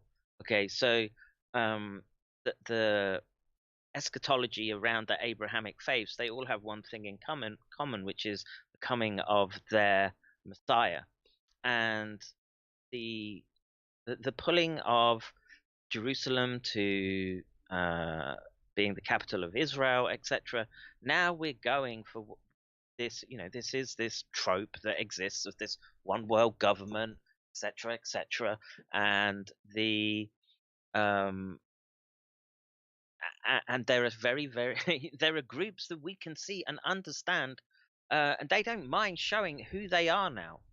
Okay, so if you want to point the finger at Habavad Lubavitch, you can, right? They're doing this stuff out in the open, and these people are being openly aided by the Zionist Christians in the United States. Look, man, I lived in Israel, and I'm telling you, that place is fucking bonkers. Who do you work for, Okay? Kevin? Mossad? Are you Mossad, Kevin? I wish, man. Be honest. I wish. Tell me the truth. No one. No Okay, one. But the I'm thing just is, asking. I've worked with people, and this is the thing you have to understand in Israel. Israel is a highly fractured country. Okay, and they're arguing left and right all the time. Okay, the parliament or their government is essentially moribund because it's going backwards and forwards all Are the you time. telling me, Kevin, that Benjamin Netanyahu is corrupt?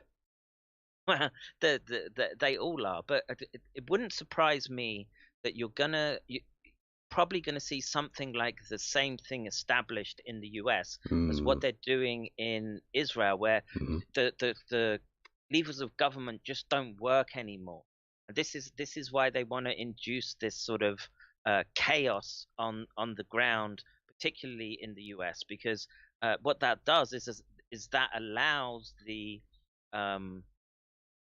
those with these eschatological drives, these prophetic drives, to try to instantiate their prophecies, right? So and it becomes their self-fulfilling prophecies. That's right. And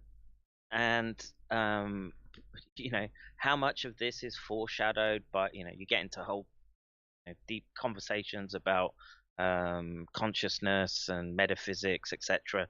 And the where are we along that sort of timeline? Well, suddenly they can shut you down. They can shut the president of the United States down. I get banned constantly for the things that I say, and I'm trying to speak at it most of the time when I don't get into this component of what's going on. But I think if you want a big picture of actually what's going on, you have to understand the role of prophecy, the metaphysics around the Abrahamic religions, the geopolitics of the Belt and Road Initiative, the banking families, etc., etc.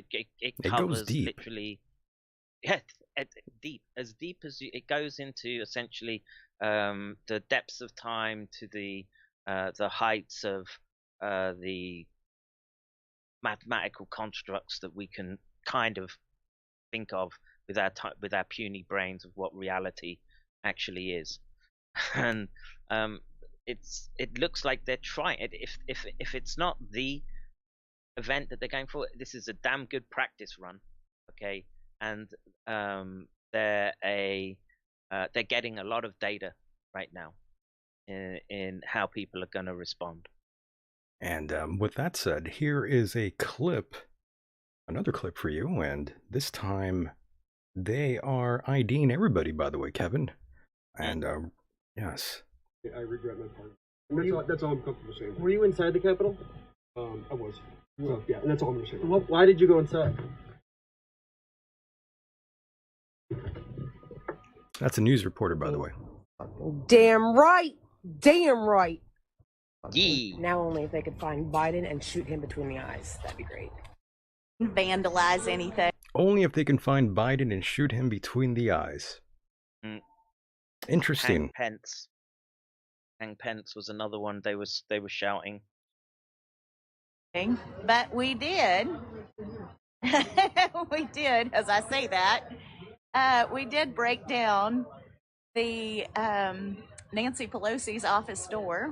But I thought it was Antifa, Kevin. I thought it was Antifa who broke in there. What the fuck is this?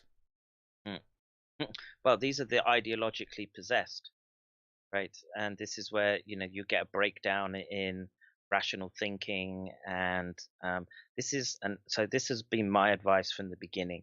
Okay, right now your job is to protect yourself and your family while these big moves are being made. There's nothing you can do right now, and if you go to these demonstrations, etc., what happens is you become the currency that these systems want, which is data.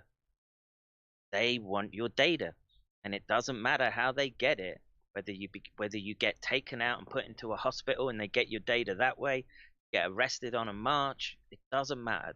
That's all they're interested in, because it builds their picture for them, and every little drop or every soul counts in this particular instance. My goodness. And I'm sorry to interrupt you, but Kevin, we are joined by a caller here. I have no idea who this might be, but anytime someone calls in, I always fear for the worst. So here we go. You are live on the air. How are you, sir? Oh, hello. Can you hear me, Michael? We hear you loud and clear. How's it going? Hi, Brian. How are you? Did you say Brian? Brian. Your guest.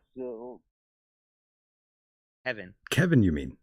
Kevin. Hey, Kevin. How are you? How are you? Great. A little question for Kevin. Yeah, go ahead.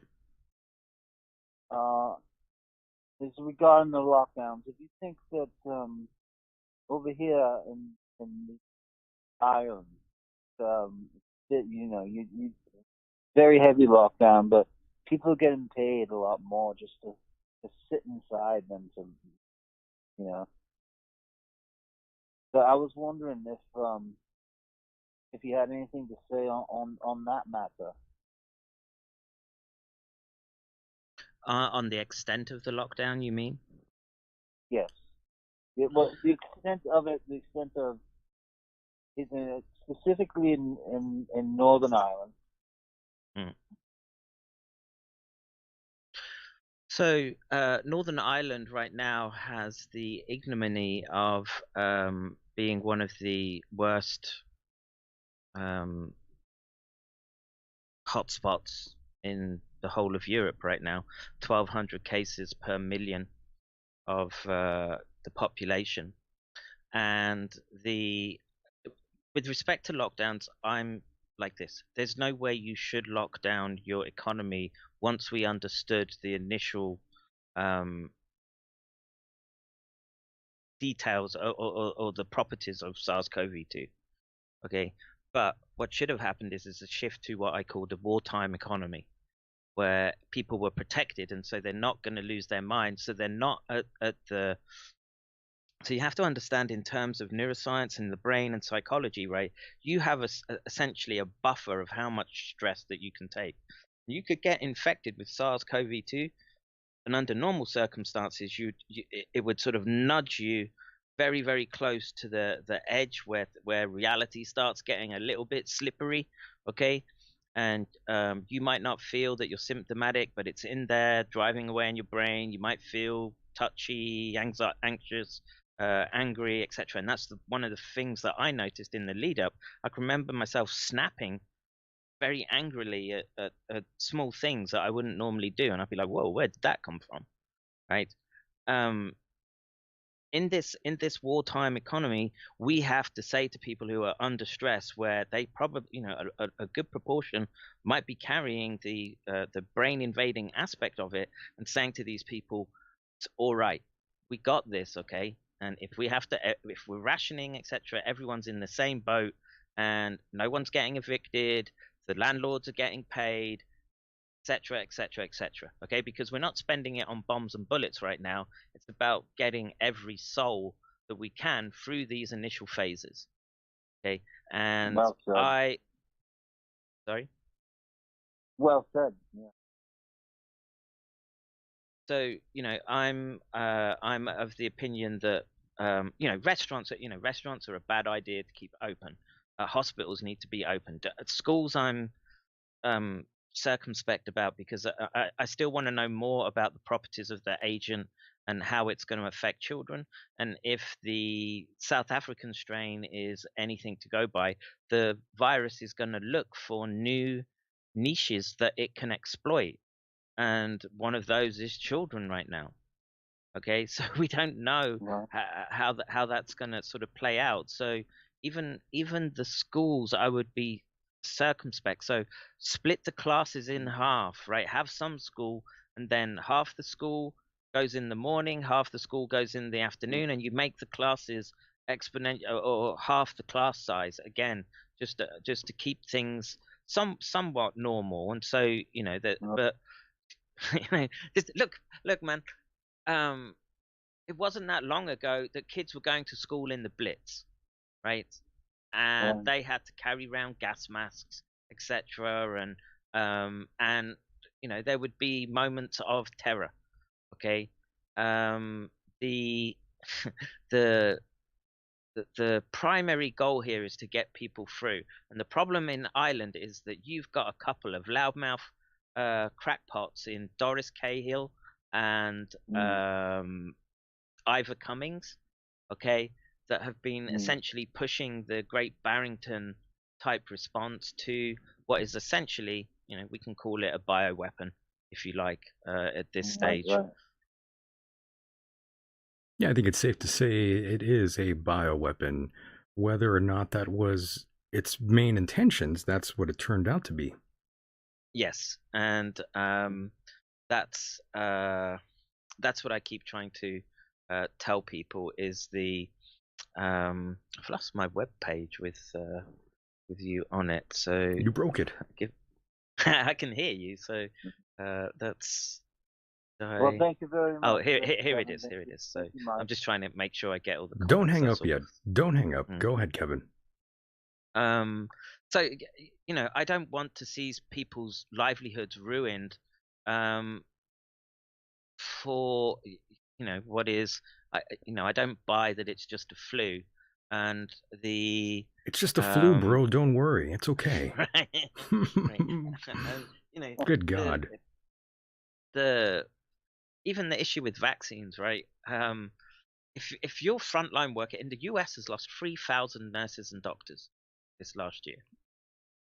Okay, and those people should have an option, right? And a lot of them don't want to take it. Okay, and the way that they've designed the vaccine, I would say don't take it, because we know that this sequence that they're encoding, it goes straight to the brain. Right? It goes straight to the brain. It encodes the vaccine encodes the spike protein, the whole of it, and the whole of that spike protein has this sequence in it that's synonymous with rabies neurotoxin, and it targets the autonomic system through cholinergic receptors, and it's a it's probably what's causing so many of what they're calling allergic reactions. It's having a major impact on the autonomic nervous system. That's linked to obviously your immune system and inflammatory responses, plus the chemical sensitivity as well. So it's sort of like a two-pronged attack with the vaccine. By the way, caller, where exactly are you, if you don't mind me asking? I'm in Florida. You're in Florida. Yep. Florida man. Florida man. Florida man, baby. Love that. Yes, and what exactly is your stance on COVID-19, by the way? Florida man, go ahead. What do you mean? Well, I'm just wondering what your thoughts and opinions are living out there. Are you influenced by those around you? Do you think all of this is bullshit? Do you think the earth is flat? What's going on? No, I don't think the earth is flat. Thank God. Yeah, thank God. Thank God we're not talking to an idiot here. No, I haven't gone full Florida. You haven't gone full Florida? Okay. No, not yet. But, my sister looks better each day. What do I think about COVID? I think a lot of it's nonsense. I think a lot of it is being used by control freaks, used as an excuse by control freaks to put you in control. Another part of it is the psyop aspect. And number three, I think a lot of it's real, and people really are dying. You kind of went almost full Florida man on us there. Yeah. But you reeled it back. I appreciate that. The other thing is the mess, which is great. And I don't know if that had anything to do with the question, but anyway. Love that. Well, once again, I do want to thank you for calling in. Please do so again in the near future. Thanks, man. You got it, brother. Take care. Yes, love that. Love our friends in the 305 Florida. So we love it out there. Lots of crazy people out there in Florida. They keep this show going. I mean, I could do a whole show on Florida, on the news that comes out from there. Florida's great, and like I say, man, I'm a big fan of the US. I very much enjoyed my stint there, and I don't want to see the US broken right now by ideologues, whether it's anti-vaxxers, flat earthers, people who are convinced that COVID is not real, people who think that COVID is the devil's semen come to the pestilence from Armageddon. There's a proper way to navigate through what's going on. That's to be using the scientific method, to be open to data points that you probably wouldn't normally consider. So like I say, take into account the metaphysical, and that many people are buying in to this end times type narrative. That's true. Lots of them love that. I'm just a gaijin, as they say. And here we go again, another phone call. Yep. Let's take this phone call, and hopefully they aren't too angry. Caller, you are live on the air. How's it going? Please turn down the stream if you have it on. Would appreciate it greatly there. Caller, go ahead. That's true. Lots of them love. And he's still listening to the show, so we will have to drop him. If you call in, please make sure to turn off your stream in the background, or else there will be a phenomenon also known as echo. Well, there's a lag, right, with lag listening. Yeah, so he's not getting the message to turn off the stream. No, he's for not. a little while. So. He should know better, though. Right. You never call into a show and listen to the stream. It goes back to the old days. You know that, Kevin. You know how it goes. So, Kevin, we are kind of almost to a close here, and I think it's time to talk about Paul Cottrell here. It seems like, yeah, I learned a few words actually listening to the show you did in regard. Well, you were listening to my show, and you were adding commentary of your own, which was very hysterical. I thought it was brilliant. Paul might not feel that way, but I don't think he has much of a sense of humor. But that's okay. We do love Paul very much. I know he sort of has gone down a strange rabbit hole, but that's okay. We still love him and we still respect him here on the program. You know how it goes. Yeah, look, at the end of the day, he's still a human being. A Piccolino? Yeah, Piccolino one. But That's the word I learned from you, by the way. Piccolino. And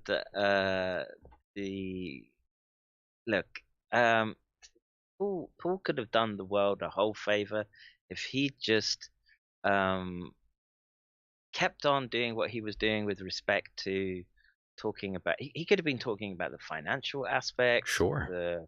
Right. But he just went full LARP mode. Pushed the premise that he's a doctor and he's wearing all the Harvard gear, Harvard medic, and it's not. It's all a LARP, and he's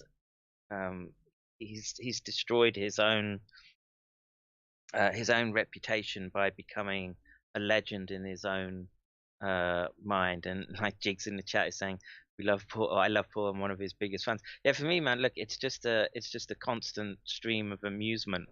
Right? I can sort of keep people entertained with, and his Cottrellisms are Cottrellisms. They're never ending, and he's just caught up in the whole drama of it. He's lost touch, I think, with a bit of reality. But are you saying he kind of became a mark for himself? Yeah. Yes, yeah, a megalomaniac, in other words. Yeah, I see. Very much. Hold that thought, though, Kevin. Hold that thought. We do have that caller back. I think he might have turned down the stream in the background. Caller, you are live on the air. Don't fuck this up. Go ahead, caller. And caller, you did it. Oh my God. Caller, yes, you are live on the air. Go ahead. Hi, Mr. Decon. Hi. I am so pleased to talk to you. Oh my, yeah. I have been watching Dr. Paul Cottrell for some time, and I am disappointed with him, but he thinks he's totally right, and maybe, he has something that's right, but I'm not sure, because I'm not sure that the whole COVID thing is real. You don't think the whole COVID thing is real? No. You think it's a lie? And I work in the medical field. And you work in the medical field? Yes. Interesting. Spill the beans. What do you do? What do you do in the medical field? 30 years. And you're in the medical field I know for sure. 30 years, you said? Sorry. Yes. Do tell. Continue. I'm sorry. Well, here in my clinic, they're counting COVID cases the same as they would flu cases, and I feel very concerned about that. Kevin? Yes. Your thoughts? So my response would be, first question is, what do you do in your clinic?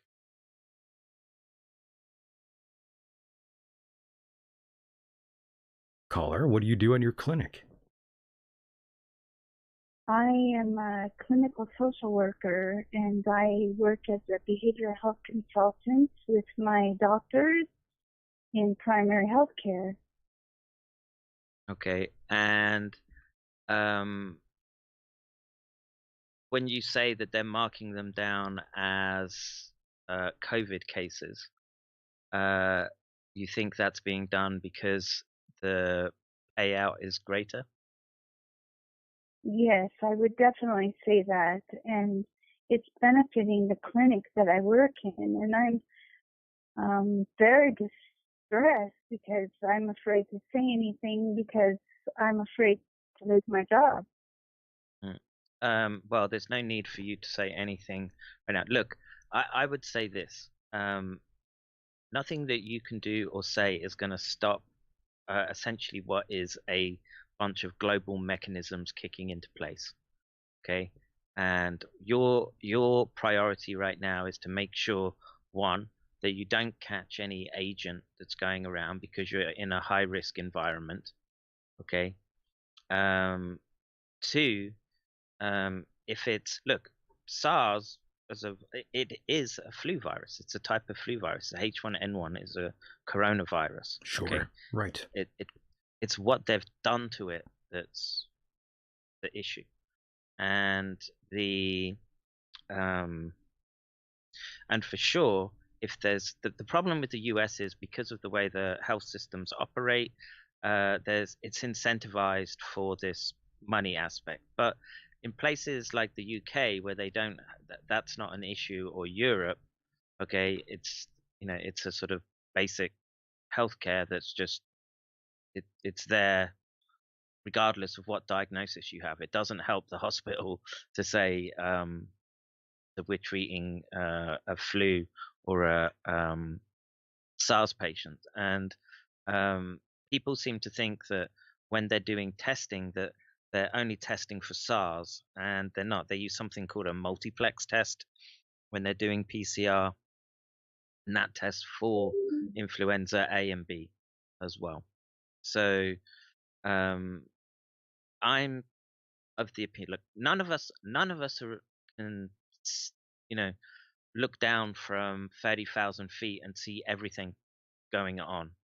Okay, what I can tell you is that there's enough paper trail in the science domain to say that there's something very nefarious going on.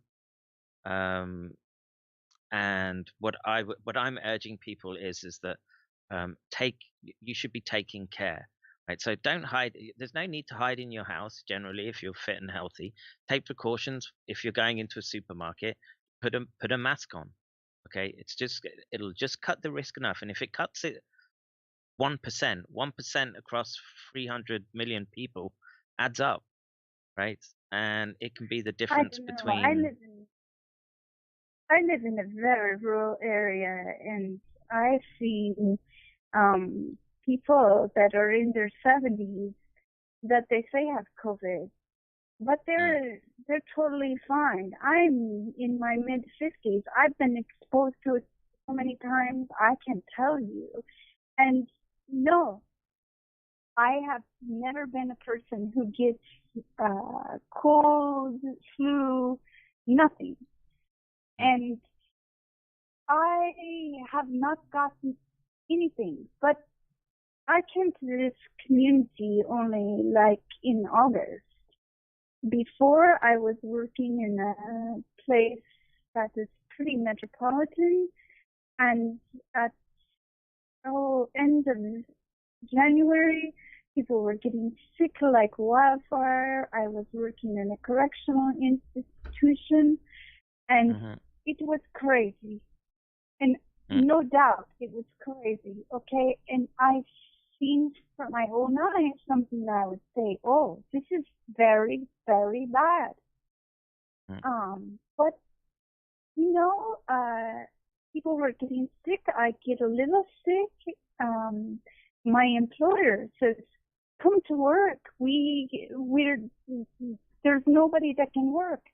So I have a little bit of a fever, only like 99. I'm feeling a little bad. So I go into work. We're all, but the nurses, everyone is sick. So I think he came into this place.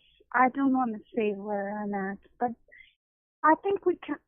You can see from my phone number, but I'm not trying to lie. Do you work for Mossad, by the way? What's that?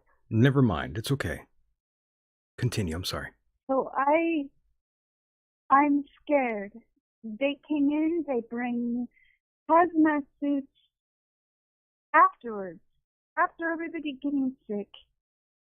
I'm so scared. You know, Oh I've my. been working and working my whole life, and I'm not gonna take I'm not gonna say, look, I took this as a responsibility to my patients. Yeah. To work in this field. I'm not making excuse. I'm not trying to say, look it, I'm going to walk out on my patients. I'm going to stick right there with them. I took this job. I'm not going to abandon people. So I'm unsure of the point here, other than, so you're seeing people get ill and you think it's flu, and they're being marked down as COVID. Is that what I'm to understand? No, but it was in early of 2019 when I'm seeing the real problem. Yeah. Now So I we see know nothing. that it started in late September, October. We know that. But it was here much earlier. Well, again, but that's, we don't have the test for that. This is the thing that people don't understand. You have to, if you don't look for it, you have to have the test to look for it, right? And until something has come out that people recognize as being a clinical condition, then no matter what test you throw at them, you're not going to find it. You probably find, you could look at antibodies and say they're elevated. So you say IgM is elevated, etc. But the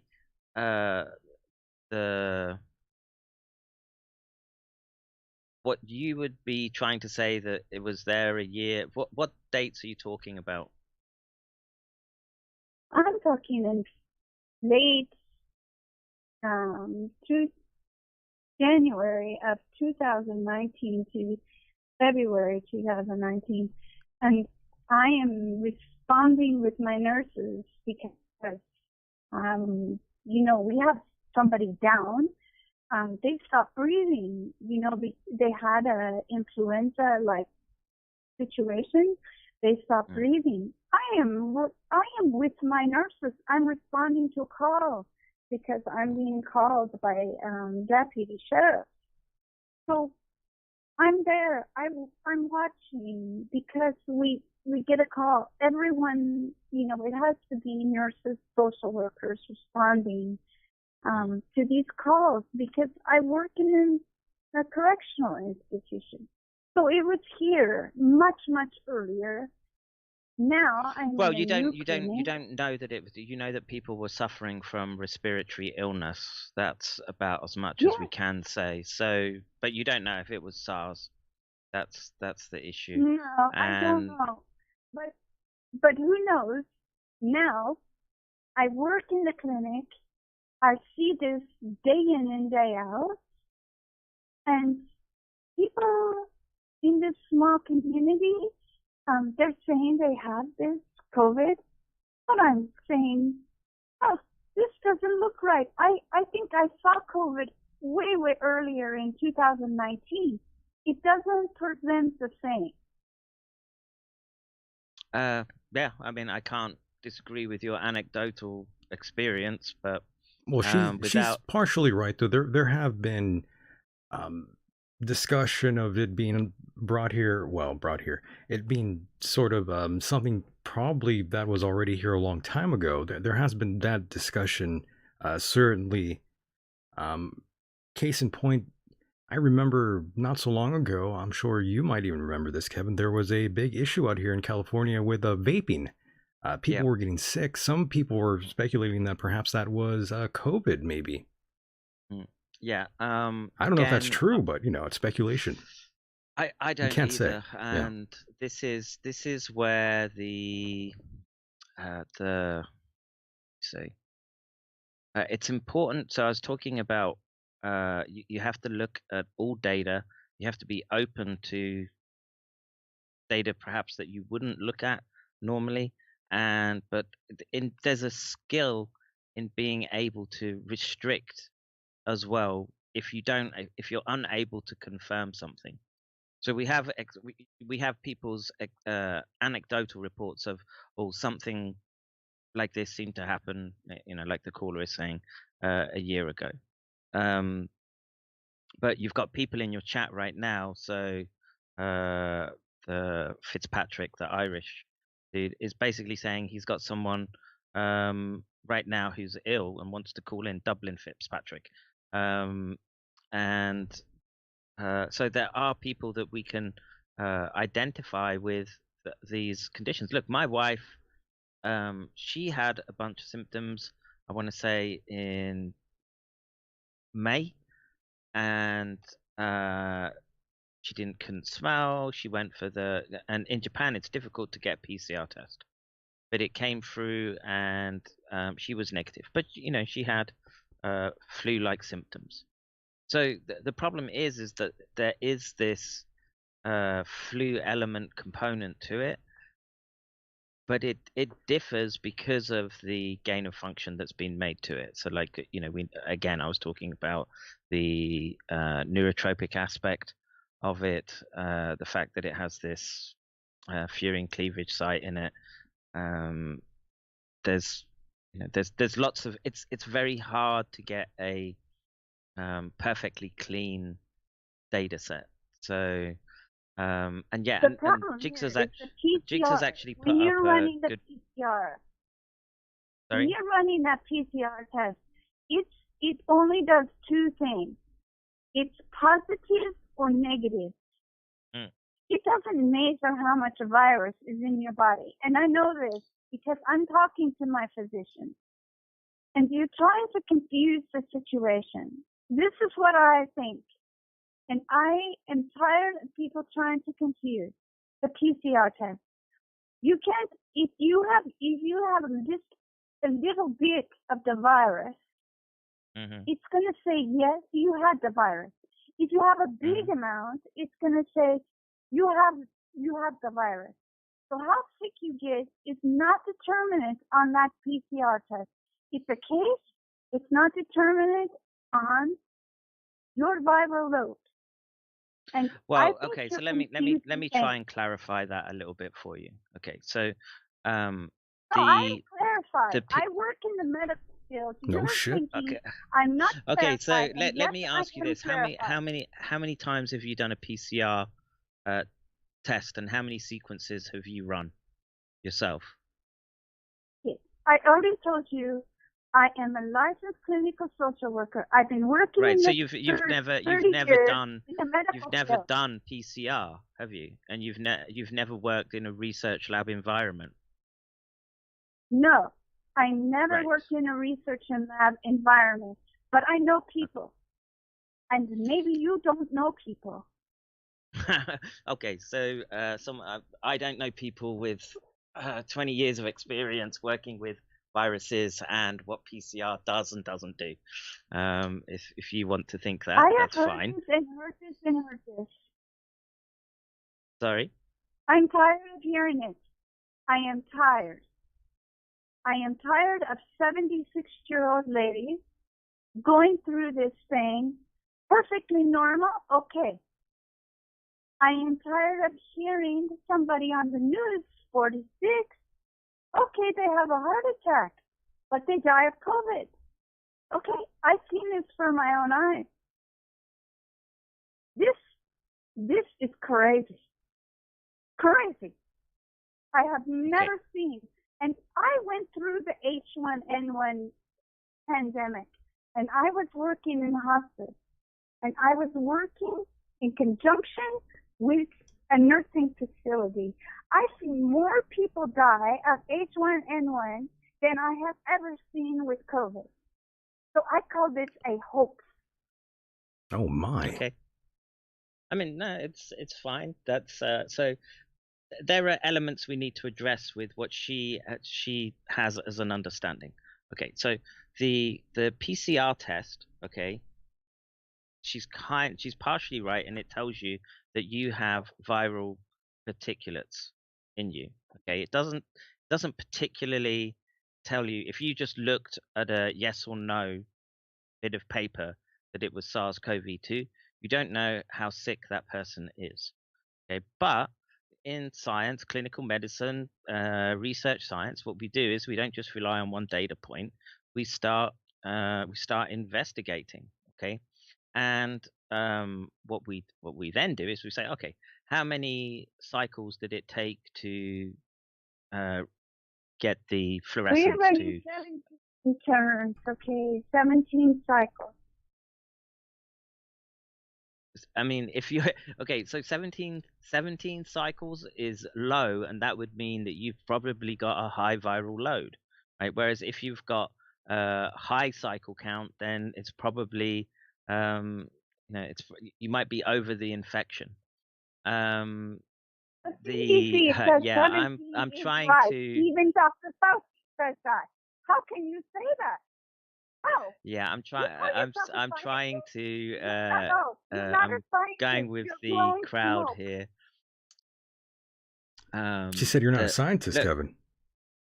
Right. So I think she's a bit of a loon, to tell the truth. Like I say, you can go online and you can see my scientific record. I see people crazy with a mask on their face.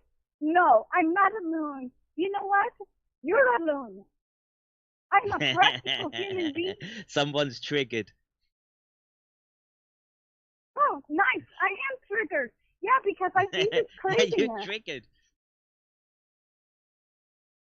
I see people wearing masks, these poor people. The American people have been traumatized by this. And I have witnessed people committing suicide. There's domestic violence all over. Have you witnessed that? Look, you need to think of human beings, not this science that you're saying. It's false science. All right, so let's try and get each one of these Facebook talking points down. Okay, so with respect to masks, my children, who are 8, 6, and 5, okay, wear masks every day. They're fine. You're crazy okay? too. You're a bad human being. You're abusing your children. You're crazy, Kevin. Abuse. You just keep on laughing, you crazy, insane person. Children are not. I'm with the caller. You're crazy, Kevin. You uppity British cunt, Kevin. You British cunt, Kevin. Your children. Yeah, you're messing up your children's lives, Kevin. How fucking dare you? Yes. Piece of shit, Kevin. It's child abuse, man. I'm with her. You're an awful human being. You are abusing your children. Yeah, that's right. You crazy fool. Crazy asshole, Kevin. You are a crazy fool. You're crazy. I have been working in children's services for 20-some years. That's right, Kevin. And you are abusing your children. Yeah, you're a fucking idiot, Kevin. You're child abuse. I'm gonna call the cops on you, Kevin. Crazy. Call the cops. Okay. I'm calling the police right now. Child abuse. What a. I can't believe I'm interviewing you, Kevin. This is very much what I would call the ideological session, and ideological. You know what? You have no human part of you left. That's right. That is what is going on. No human part. Yeah, he's not even human. This Kevin guy. Oh. This guy, Kevin, he's terrible human. Oh man. Look, man, you gotta feel for these people. I do, but god damn it, man, they're hilarious. I feel for your poor children. Your poor children. Think of the children, Kevin. COVID is not even detrimental to children, and you've got masks on them. Oh my god! I can't believe you're masking your children, Kevin. You are on a radio show. You are. Yes. That's right. You tell him. Oh my god. You tell him that fucking evil Kevin. Messing his children's lives up. You're putting a diaper on their face. They can't even breathe, Kevin. They can't even breathe. And you think, laugh it up, Kevin. I know. You think it's a game? You think this is a game, Kevin? My kids come crawling back, gasping for air every day as they walk back from school. Oh, that's awful. Oh my god. Oh my god. I make my kids walk. Disgusting. This is disgusting. And when you put a mask on and you put that air thing the air oxygen meter up to your mask. This is getting nasty. And you put it under it, you lose 1.7% of the oxygen. That's right. And Tell that's him. what you're taking away from your children. That's right. I can't even believe you. You I'll put a mask Laughing on idiot, right Kevin. now, right? I'll put a mask on right now, and I'll wear an oximeter. You better put a mask on right now. Let me dig around. See if I can find one. Wait a minute. You're idiots. You're poor children. I know. You're poor children. You poor children, Kevin. You're just laughing there like it's a game. But it's the school rules. The school say they have to wear masks. So what am I to do? And you're going to just take it from the school. You know what? These teachers, they have no brains in their head. When I went to college, in university, let me tell you, the teachers were the biggest idiots, and they couldn't even get into a social work program because they couldn't pass the GREs. I hate the teachers too. Teachers aren't even smart. They're all dumb. I know more than all the teachers too. Idiots. And their degrees. Yeah, sure. They have your those degree. degrees. Yeah, stupid degree. I could get one online too. Yeah, just someone in my chat is saying, did she go to medical school with Paul Cottrell? Did you go to medical school with Paul Cottrell, caller? No. I don't even agree with Paul Cottrell all the time. No. You know what? I don't even agree with him. I think he's been having his head up Harvard University's butt. Oh my. I have to ask. I'm just curious now. I'm tired now after that. You scared? I'm scared and tired after that. My God. Oh, okay.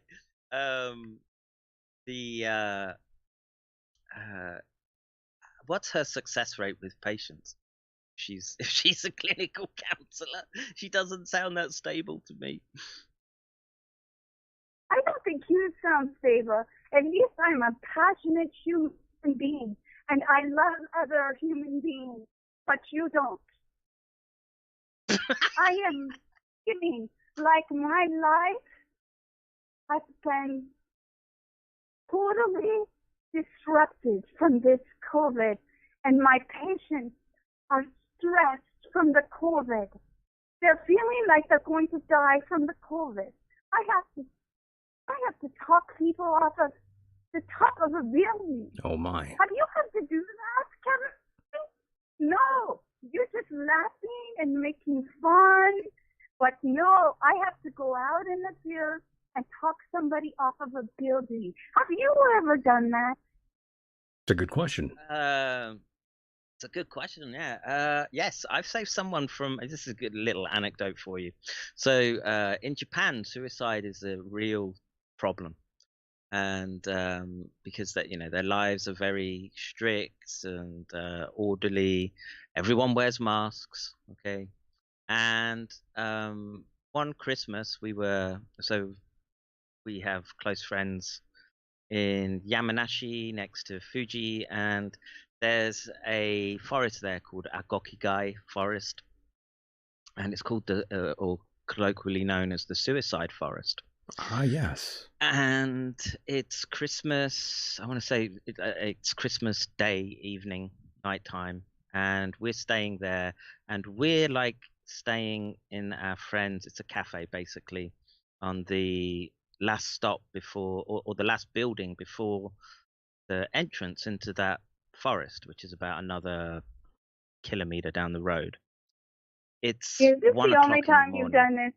I just want to know. Oh, Is shit. this the only time you've done this? Oh shit. Oh shit! Only one time I've done it.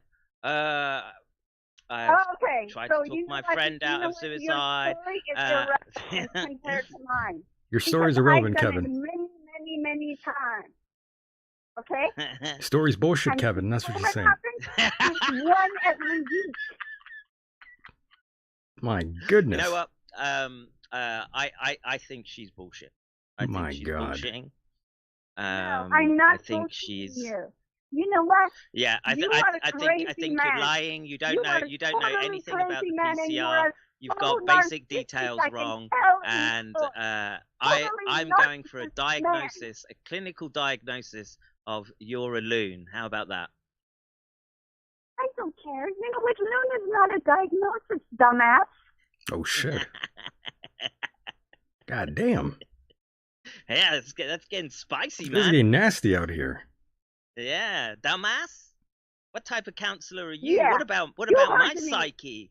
What about my psyche? You're gonna make me jump off a building. You leave my children without a father. What about that? Try to berate me in front of the public.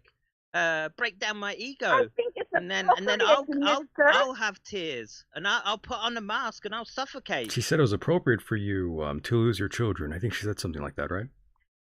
It sounded like it. I think it is, because who needs a dad like that?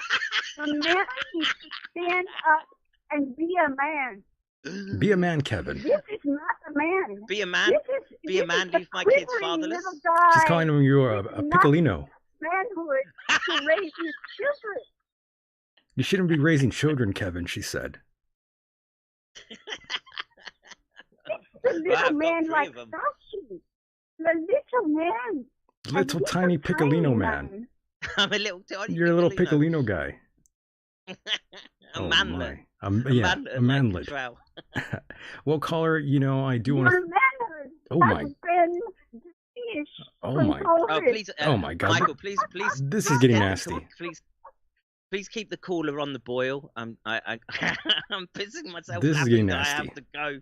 I have to actually go take a piss. But keep her there. Make a list of all the things that she would like me to do, and I will get back to her. The doctor will come back in a second. Okay, go pee, Kevin. I'll keep her here. Okay. Good Lord. So caller, what was your name again? I'm sorry. Oh, my name is S. Kush. S what? S. Kush. S. Kush? That's what I go by online. Yes. S. Kush. Okay, well, you know, that was incredible. You know, I do want to thank you for calling in and fighting with Kevin. You know, I enjoyed it to my fullest extent. Me too. This was great. You know, I do like fights. You know, I will be the first to tell you this was music to my ears. You know, I do love a good argument. I love fighting. Love it very much. And you brought that here to this program tonight. And I do thank you tremendously for doing that. Hopefully Kevin hurries up here so we can move along here. Michael, you know what? I've been listening to your show, and I never, ever, I just listen, you know? I never do anything. But this time, You had to do it. I couldn't help myself. You couldn't help, yeah. I know. I hear you. I understand. You know what? If he wants to think I'm a crazy gal, yes. You know what? I'm a very old crazy gal who's been in this field for years. Love that. I am not going to stand down anymore. I hear you. Going to stand up. I love that. I'm glad you're standing up for yourself. Yes. And I am not a crazy woman. And I'm not uneducated. I am educated. Right. And I'm not a fool either. I know. And I know. And I can get a good argument with these scientists on. So let me ask you this really quickly before. Oh, never mind. Kevin is here. He is back in his Jim Crockett hat there. A British guy wearing a Jim Crockett hat. That's not something you see every day. Welcome back, Kevin. Oh my goodness. Welcome back. I forgot your name, caller. What's your name? S. Kush. That's what I go by online. S. Kush is what. And I appreciate not to be Michael Public. I'm not hiding my phone number from Michael. I know he's a decent man. I listened to him for years. Oh my God, you've listened to me for years. Yes. Listening to you for years? That's so cool. But this is my first time is she I single? ever called in. We have no idea what you just said right there. Ask Kush. I just said I was missed for years. Ah, okay. And by the way, I know you can't see him, but I do have Kevin on cam right here, and he is wearing a mask right now. He really is. Ask him if he has enough oxygen in his brain to even make an argument. Do you have enough oxygen in your brain, Kevin? She's asking. Of course. I mean, look, I can even measure for you, running a 97. Okay. Is that your pulse? 96. Oh no. Your oxygen Sorry. level? It's my blood oxygen concentration, and I can sit here chatting for you, and it'll go up and down that pulse oximeter between 93 to 98. It's not a. I'm never suffocating because of a mask. How about that? He's gonna live forever. I'm not glad gonna catch that SARS-CoV-2. I've had it anyway. So. Because you know what? You don't sound like it. I don't sound like what? You don't sound like you're getting enough oxygen to that brain because you're putting masks on your children. Oh, I love this caller. Yeah, she's great, man. She's classic. Love that. Love it very much. So I want her to tell me about the PCR test. So how's she going to do it? Which methodology is she using? And if they find a positive COVID test, what do they do next? I already said that to you, so get off of it. Oh, shit. Whoa, that sounded a bit hostile, mate. Did I read that wrong? No, did I read you that did wrong? Not read this wrong. Those sound like fighting words to me. I am not a medical professional. I said I was an LCSW. I am a licensed clinical social worker. Okay? I did not ever say I was a medical professional. I am not misrepresenting myself. Okay? No, so I'm not saying I believe your credentials. I believe your credentials. You're a social worker. Please tell me about the PCR test. It only does this. It either measures one or the other thing. You are either positive or negative for the coronavirus, supposedly. That's the way I see it. And I am looking and I am studying this. I never even knew very much about viruses until this crazy coronavirus comes along. So now now you're an expert in viruses? One person after another, including the person who developed it, which, videos are all over. You can research. Carrie Mullis. You know Carrie Mullis? Yes, Carrie Mullis. Exactly. So I am researching this guy, and he says in multiple videos, this should never be used to measure a virus. Why is that, Kevin? Please tell me. He said that it should never be used to measure a virus. Yes, well, you know that Carrie Mullis worked in part of a team, right? You know he was part of a team. Yes, I do know he was part of a team, exactly. Yes, and those team members are still alive. And awesome. they don't have a problem. Get up and testify to what the person he was working, Carrie Mullis was working with, because I haven't seen this. I want to see this. I am devouring the social media and these. You're doing all your study on social media? Fuck. I'll fold here, Mike. I can't compete with that. She's been doing it all on social media. I'm taking him down a peg here. Well, what am I supposed to get it off? The medical journals, those have been suppressed from the public. So where else am I supposed to get it? I get all my information from MySpace. Yes. And suppressed. That's where I go. It's my source. Yeah, MySpace, man. That's where I go. I don't know about you. Yeah, if you yeah, it's a good source, MySpace. That's right. AOL message boards. That journal article, it says from Dublin, Ireland. No, the Dutch says. It says the masks don't work.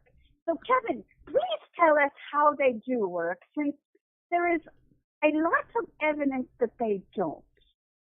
Oh shit. I would say that there's a lot of evidence that they do. Okay, so start telling what's your evidence? What's your evidence? My evidence. Look, I've been wearing this mask. Look, my blood oxygen is 98%. It's more than when I put the pulse ox on. He's wearing a mask, by the way. That's true. Yeah, he's wearing a mask. mask and a pulse ox. There you see, 98%. But I think it's oxygen deficient, because I keep reading these articles from before COVID happened, from medical journals, from safety journals, that, you know what, it's true. You know, putting a mask on is like trying to stop a COVID virus because it's so freaking small with a chain link fence. And that makes a lot of sense to me because it's so small. So come on, Kevin. Holy fuck, man! It's like it's word for word. How did I know chain link fence was coming? A mosquito with a chain link fence. You might be psychic, Kevin. Kevin, you idiot. Yeah, you idiot, Kevin. You are the idiot. Yeah, Kevin, you're an idiot. Kevin, yeah, come on, Kevin. The fuck? Holy fuck. What's wrong with you, Kevin? What is wrong with you? Laughing, wearing a mask. I'm just disgusted with you. I don't know what to do. I'm gonna have to edit this part out. My kids wear masks, and yeah, man, it sucks. I'm gonna have to edit this part out of the show. This is terrible. It's awful. It's human rights abuses, man. I'm begging you on my knees. I'm bowing to you like I would bow to BLM. Okay, please. I have no idea what about BLM? Yeah, rewind. What did you say again? Me? Yes, go ahead. What did you say? Please, Kevin, tell us. I'm bowing to you like I would bow to BLM. Black Lives Matter, okay? That's shooting up my community. You get down on your knees. Get down on your knees. Please, I'm begging you. Get down on your knees. Beg more. My goodness. Well, caller, you know, she's egging you on here, Kevin. Caller, I do want to thank you very much for calling.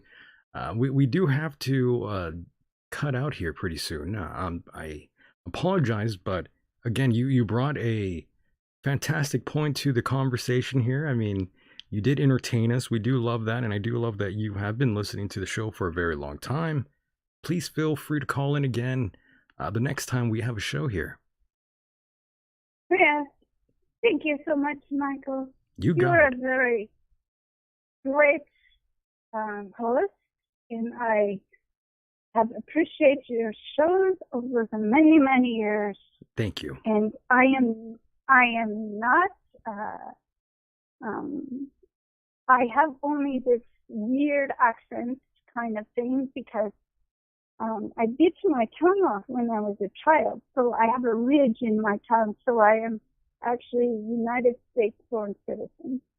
But so I want to say that because I do sound a little funny sometimes, and that's even okay. when I get mad, I get a little more feisty, and the accent it sounds like that, but it's not true. We love that. So don't change. Yeah, don't change. Yeah, don't change. Stay that way. We appreciate that. But yes, feel free to call in again. We'll do it again. I would love to take your call. Okay, Michael. Thank you so much. And Kevin, please be nice to your poor children. Thank you. Good night. All right, Michael. All right, bye-bye. Thank you. Yeah, be good to your kids, Kevin. My God. I know. God, you're such a bad father. Well, spare the rod, spoil the child, Mike. That's an axiom that's hold true for generations. Oh, I forgot to take her out COVID style, by the way. I feel bad. Oh, really? Yeah, I forgot to do it. What's COVID style? Oh, the your sound effect, right? Right. That's COVID style.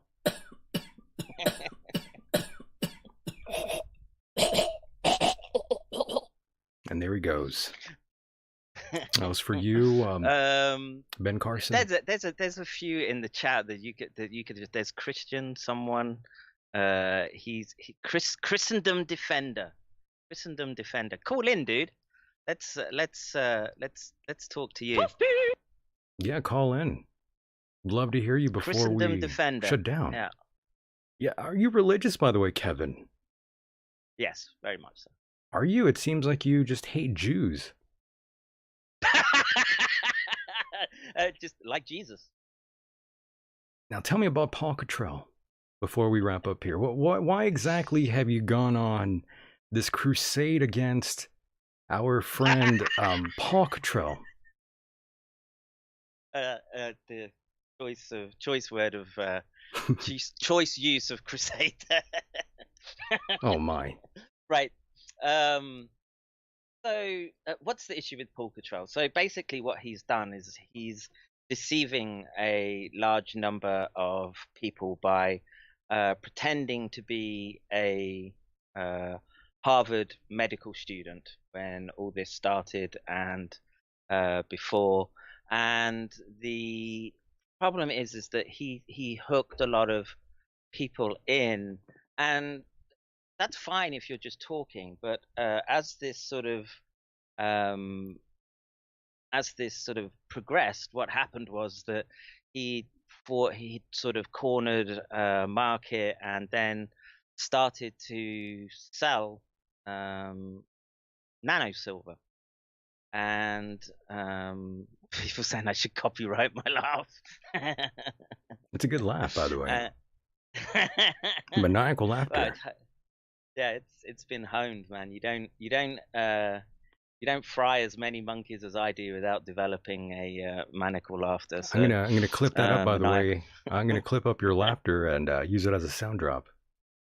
Yeah, dude, man. It's good. It's good. By the way, hold that thought, Kevin. Don't, for the love of God, think of anything else. Keep that thought in your head, or I will kill you, Kevin. So don't do anything. Stay right there. Caller, you are live on the air. Go ahead. What just happened? Was that real, or was that a skit, or what was that all about? I don't do phony bullshit bits here on the show, my friend. That was as real as it gets. It was as real as heroin. My God, I mean, if I hadn't run out of crack, I might have just jumped off the bridge with that one. Caller, have you ever had a gun held to your face before? No. I have, so I'm not afraid of you in any way.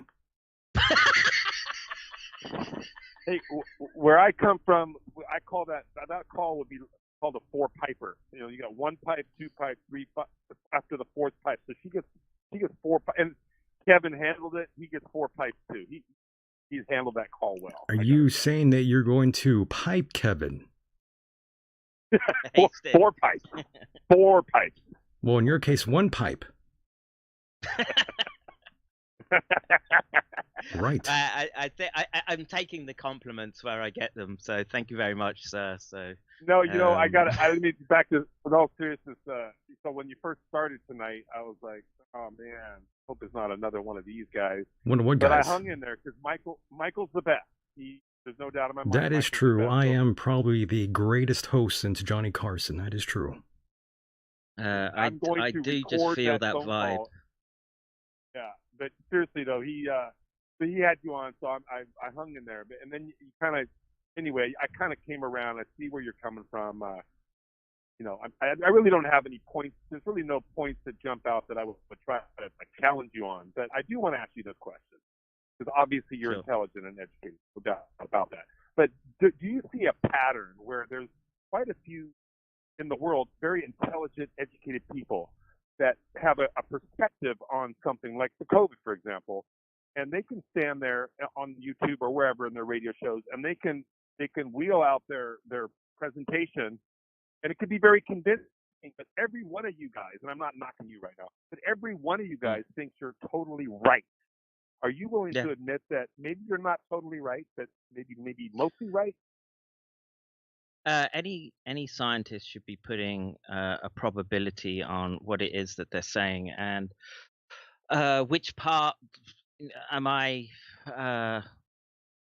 unsure of? I'm damn sure about the brain invading pathogen part. That's been demonstrated now multiple times in the scientific literature. The bit where I'm uncertain is, how much of this is tying into what seems like a bad or not, a sort of updated version of Brave New World or 1984 and these organizations like the World Economic Forum. It becomes very, very, this is the problem that you have, is that in trying to discuss these people, it becomes very easy to brush the people who have some degree of expertise, to brush you aside, because they will say, oh, you're a conspiracy theorist, right? So that's why they pushed so hard to say that anyone who's talking about a lab leak is a conspiracy theorist, okay? And the lab leak, if I had to give that a probability, 99%. Right. So we know the virus gets in the brain. We know it looks like it's had gain of function to it, and it looks like it's a lab leak. Those things I can be pretty sure about. The bigger picture stuff gets tenuous because it's hard to prove beyond just what seems like, well, it's circumstantial. But we know that we can tie EcoHealth, Peter Daszak, to the World Economic Forum, right? He's there as part of a representative group and was presenting in front of them in November. Okay, and you can. These are the things that I have. Well, not that I'm not convinced. It's just, do I have the evidence to hand that would convince others? And so I tell you, and that's the bit that I'm least confident about. But what I find is many people that I speak to seem ultra confident about this big nefarious plan led by Klaus Schwab. Okay, and they seem nailed on for that. But try to speak to them about a virus, and it's the virus that becomes the thing that's slippery in their reality. So, but it could be both, though. I mean, I know you don't have evidence, but it could be both, right? It could be a conspiracy. It could also be a virus, and it could be all of it, potentially.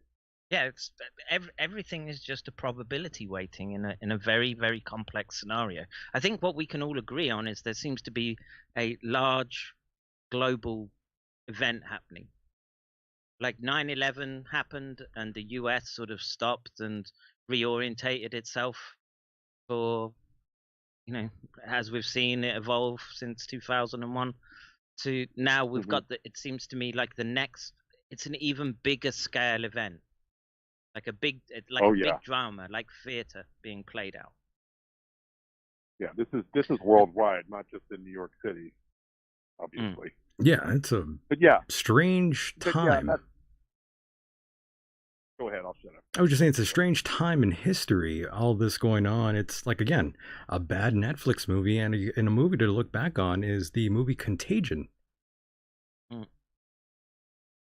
Pretty interesting movie. And and how much of that is sort of foreshadowing, etc. And these are very, very, it's a whole episode just to start to try to understand the aspects of consciousness and how it relates to what it is that we're perceiving. In other words, get a gun. Get a gun. Get a gun. Chad, can I ask the caller a question? Oh wait, yes. Go ahead, ask each other a question here before we wrap it up. Go ahead, Kevin. Sure. So, do you have an eschatology which you believe in? That some sort of messianic? Short, quick. I don't have the medical knowledge or probably the formal schooling that you have, but I'm a 12-hour a day research addict. Just for some reason, it just kind of took hold of me about 4 years ago. But I wasn't like that the first 54 years of my life. I was just running around like everybody else, kind of blind. But anyway, I don't know. I am curious to know if it's plausible even that this, because a lot of people tried to tie this 5G into some sort of activation and so on. I mean, do you see any possibility that 5G has any part of this plan for the future that's kind of unfolding right now? Not in terms of activating the virus. The 5G is it's part of enhanced data trafficking, right? But the what I would say to you right now is that you are surveilled. And like I said, I see Kev Baker in the chat, so shout out to Kev Baker. But he brought up a brilliant point where he was talking from Neil Saunders, that the average American, Joe Blogs, the American citizen, has 5,000 data points that they can use to start predicting your behavior should the Eye of Sauron turn around and start looking at you. Okay. Yeah. And the thing is, the Eye of Sauron is anyway, because it's all automated algorithms that are they're just running all the time. And look, you start to get into very, very difficult territory, because the computing is reaching a degree where, if our scientific understanding is correct, that what we even understand as time becomes kind of slippery in a sense, because we have this thing called retrocausality, right? So how much is the experience that you're having now affecting the past, right? And this is something that we see measured in the physics laboratories. It comes out of the maths and the theories, and it seems to fit part, what we're trying to conceptualize about what consciousness is. Because okay, you have a memory of the past, okay, and you have an idea of the future, and the two are coming together in this, like I say, it's like think of I don't know, plasma world coming, and it's just it's arcing out, and this is the experience, the conscious experience that you're having right now. And this is it's something that we're always trying to come to terms with when trying to understand what it is that the brain and you're doing, I'm doing. Okay, I'm going to make an a priori assumption that you're a real human being, and you have a set of experiences that ties you into this timeline, and this, while we're communicating right now. Okay. Yeah. I'll make that assumption. I think other people are real. I presume my existence to be real. But there's things that we have a job to quantify, or not quantify, but to explain if the old way, or not the orthodox models of everything is essentially kind of random. It depends what scale you're looking at, and there seems to be, if you look at these events, so much synchronicity around what is the SARS pandemic and everything leading up to it. There's so many events that have to lead up to what we're seeing right now, that it becomes an intractable problem, right? That we're struggling with, to develop the physics for, the neuroscience for, and the biology for, and all those are intermixed disciplines. You use them, you can swap them out interchangeably, and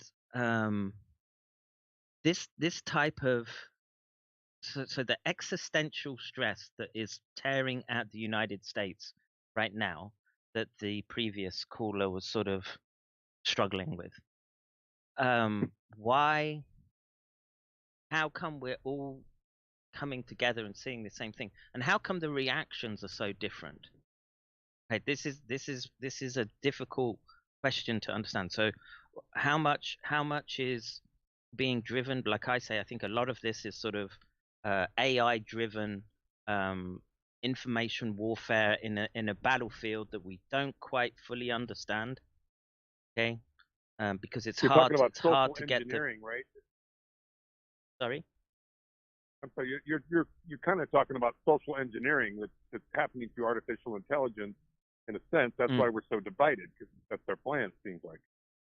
Yes, they're trying. They have to keep you off balance, right? Yeah. That's the whole point of these, this type of warfare, right? Because if you're off balance all the time, and the goal is not to win, right? The goal is just to keep you off balance, right? So they can do what they want, right? So there's a buffer between them, the masses, and those that have their hands on the lever of power.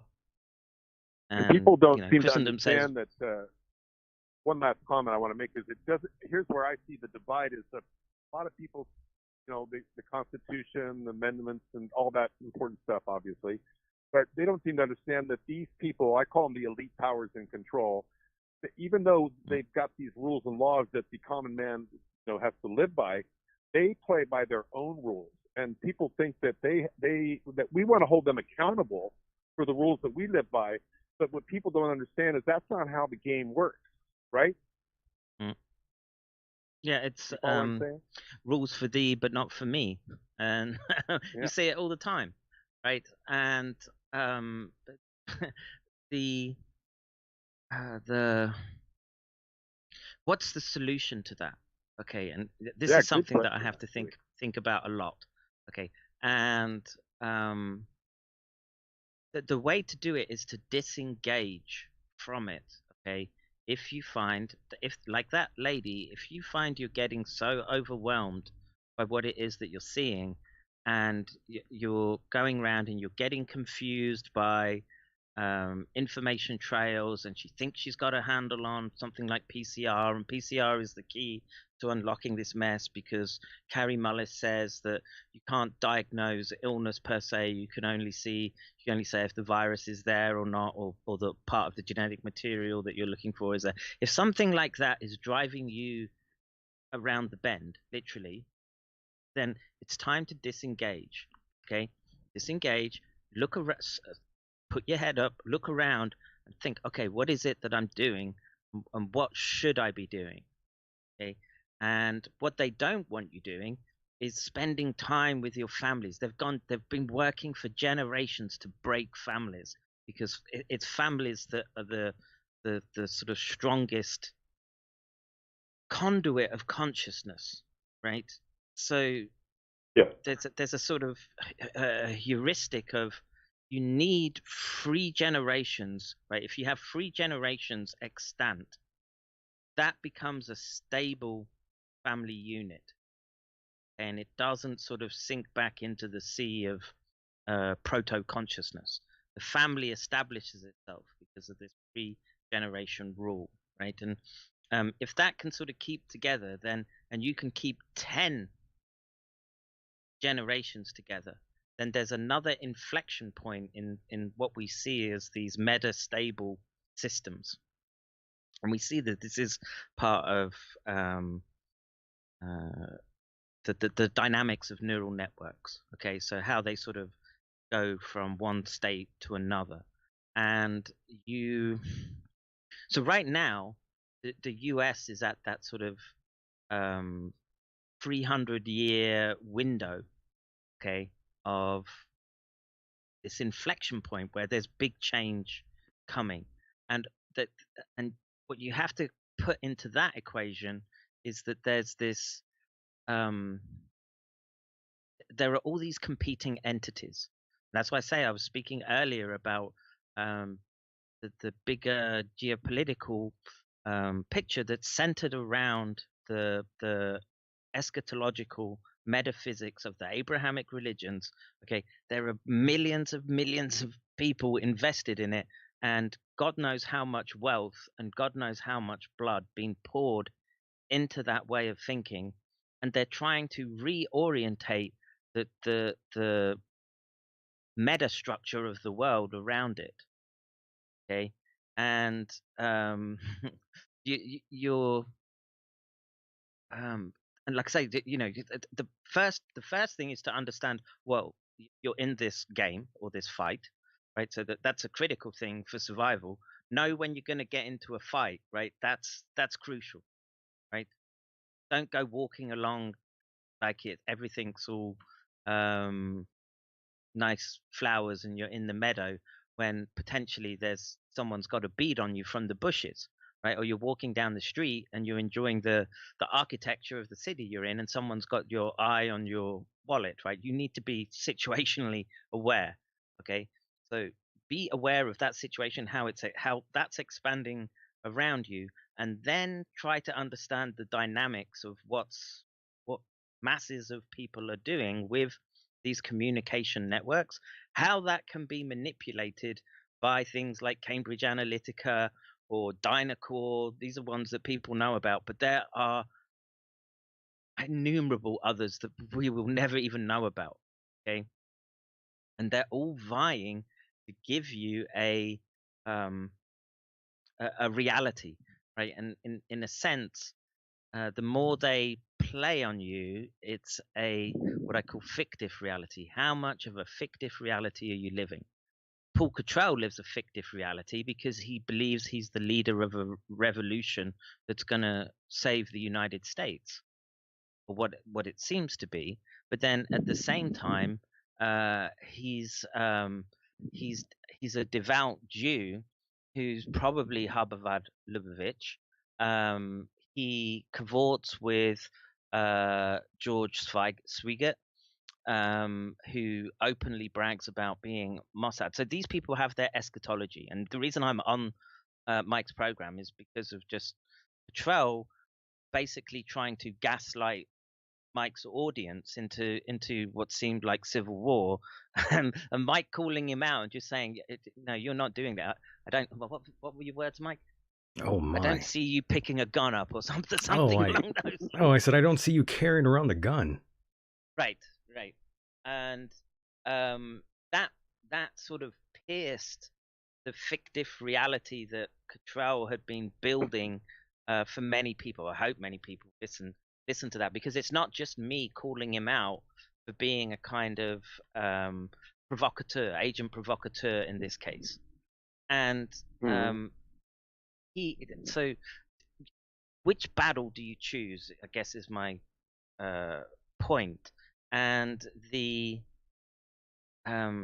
my advice right now, when you're in a highly uncertain environment, is analyze the data and don't go making rash moves, right? So, for example, there seems to be a lab-augmented pathogen going around. My advice would be avoid crowds, okay? Don't go near crowds. Don't let the machine get a hold of you, because remember what I said earlier, all it cares about is your data, right? It doesn't care whether you've gone into the hospital or you've had a fight. By the way, caller, do want to thank you for being a part of the program. We have to go to another call now. Okay, thanks a lot. Thank you, brother. Kevin. Appreciate it. Yeah, thank you. And I believe we have to take this call here. I hope they're still on. Caller, you are live on the air. Oh, they hung up. Oh, call back. I want Christendom Defender to come back. And they hung up. I don't know what. Oh, they're calling back. Caller, you are live on the air. How's it going? Hey, this is Dr. Paul Cottrell. How you doing? There you are, Paul. How are you? I'm doing just Paul, fine. how you doing, dude? So, Dr. McCairn, how you doing? Good. Always good. So I just wanted to call Michael and just to prove that I have a sense of humor, that I do like the hat that Dr. McCairn has. I do like his hat Davy too. Crockett look, the Davy Crockett look is definitely fitting for him. By the way, Kevin. By the way, Paul, I just want you to know that before the show started, I told Kevin that he is a cheeky British cunt. Well, I don't think he's a cheeky. I don't believe that. But the reason why I'm calling is to set the record straight. Go ahead, Paul. I think that Dr. McCairn has a lot to offer, especially when it comes to the neurobiology of this crisis. He has been a leader, I think, in this whole citizen journalism world. And he was on my show, I believe it was like early March, explaining, the physiology of this, the long haulers and stuff. So he's been a trailblazer in terms of neuroscience. Unfortunately, what has been happening is that it's becoming personal, and it's not constructive when it's personal. It got nasty, sure. Now, when he starts becoming anti-Semitic, that's kind of like, that's a line that you shouldn't be drawing. Why be anti-Semitic? Hold on, Kevin. Hold on, Kevin. Kevin, hold on. Kevin, let me go ahead, Paul. First, and I will give you, adequate time to be able to rebut. But okay, the whole world is at risk of this crisis, and there's so many different pillars. There's that economic pillar that you know about. There's the biological pillar. There's the long hauler issue that you've been, talking about, the chronic infection, the glass opacity that we start seeing in the CT scans, in the hospitals, the problems with forced vaccines, the idea of the lost civil liberties. I'm not trying to be a leader of some movement. I don't want this. I just wanted to concentrate on my studies in medicine. But I was thrown into this because I knew that this was exactly the stage that will start to move forward for the erosion of our civil liberties. That's why I have said the things I've said. And if you really listen to that plea of that, get a gun, video, the famous one, it was my Alex Jones moment in time. That video was basically made because of the show that I was on with Michael, Decon, Mike Hideous, and Prather. Right. We were all on a show, and we were talking about the problems with the P4 lab and how Soros was involved with the VCs, the venture capitalists. All right. I took the bootleg audio, like I always do on the shows, to repost to try to promote Michael Deacon's show. And what happened was when I did that live stream, I was demonetized right away during the live stream when Prather was talking. And that Prather went after Holder. The point that I'm making is that we are being attacked by a large force that's trying to prevent us from communicating to the public on what is really going on in this crisis, and how to save their family and how to save their civil liberties.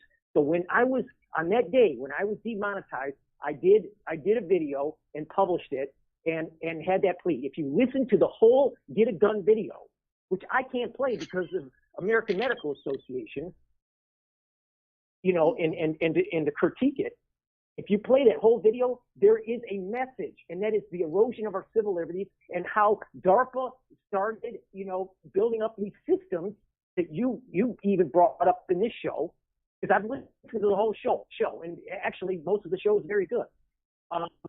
And how the government set up these systems in place, like Google, like Boston Robotics. You're starting to see videos about the dancing robots. This is a movement towards that militarization of the police through the Biopatriot Act that I've been talking about on Michael's show since February.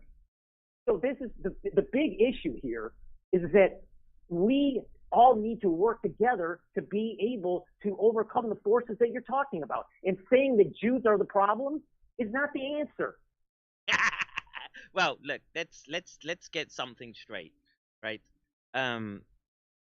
You've just had a big, massive erosion of your civil liberties right now in the United States, Paul, because people marched en masse to the Capitol and went into the Capitol building, and they had those documents ready. They played you like a fiddle. This is the thing.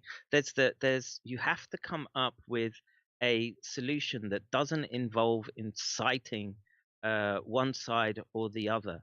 And the problem is that there's a whole coterie of individuals around you that are fixated on, how should we say, the revolutionary spirit. I agree with you, Dr. McCairn. I agree with you, but there's two really important components here. One component is that you have to protect your family, especially with the encroachment of HHS new powers that are being pushed in the state legislature. The second is that we need to start exercising the idea of a well-regulated militia. We can't be just a band of bandits, barbarians at the gate, and just going in and storming the Capitol. I was against that. But what I am for, and it's what I said on the last time I was on Michael Deacon's show, was that we need to be able to exercise that Second Amendment and surround the government and demand accountability. When that accountability isn't happening, what other recourse does the citizens have? I would put it this way, Paul. The problem is that you lack.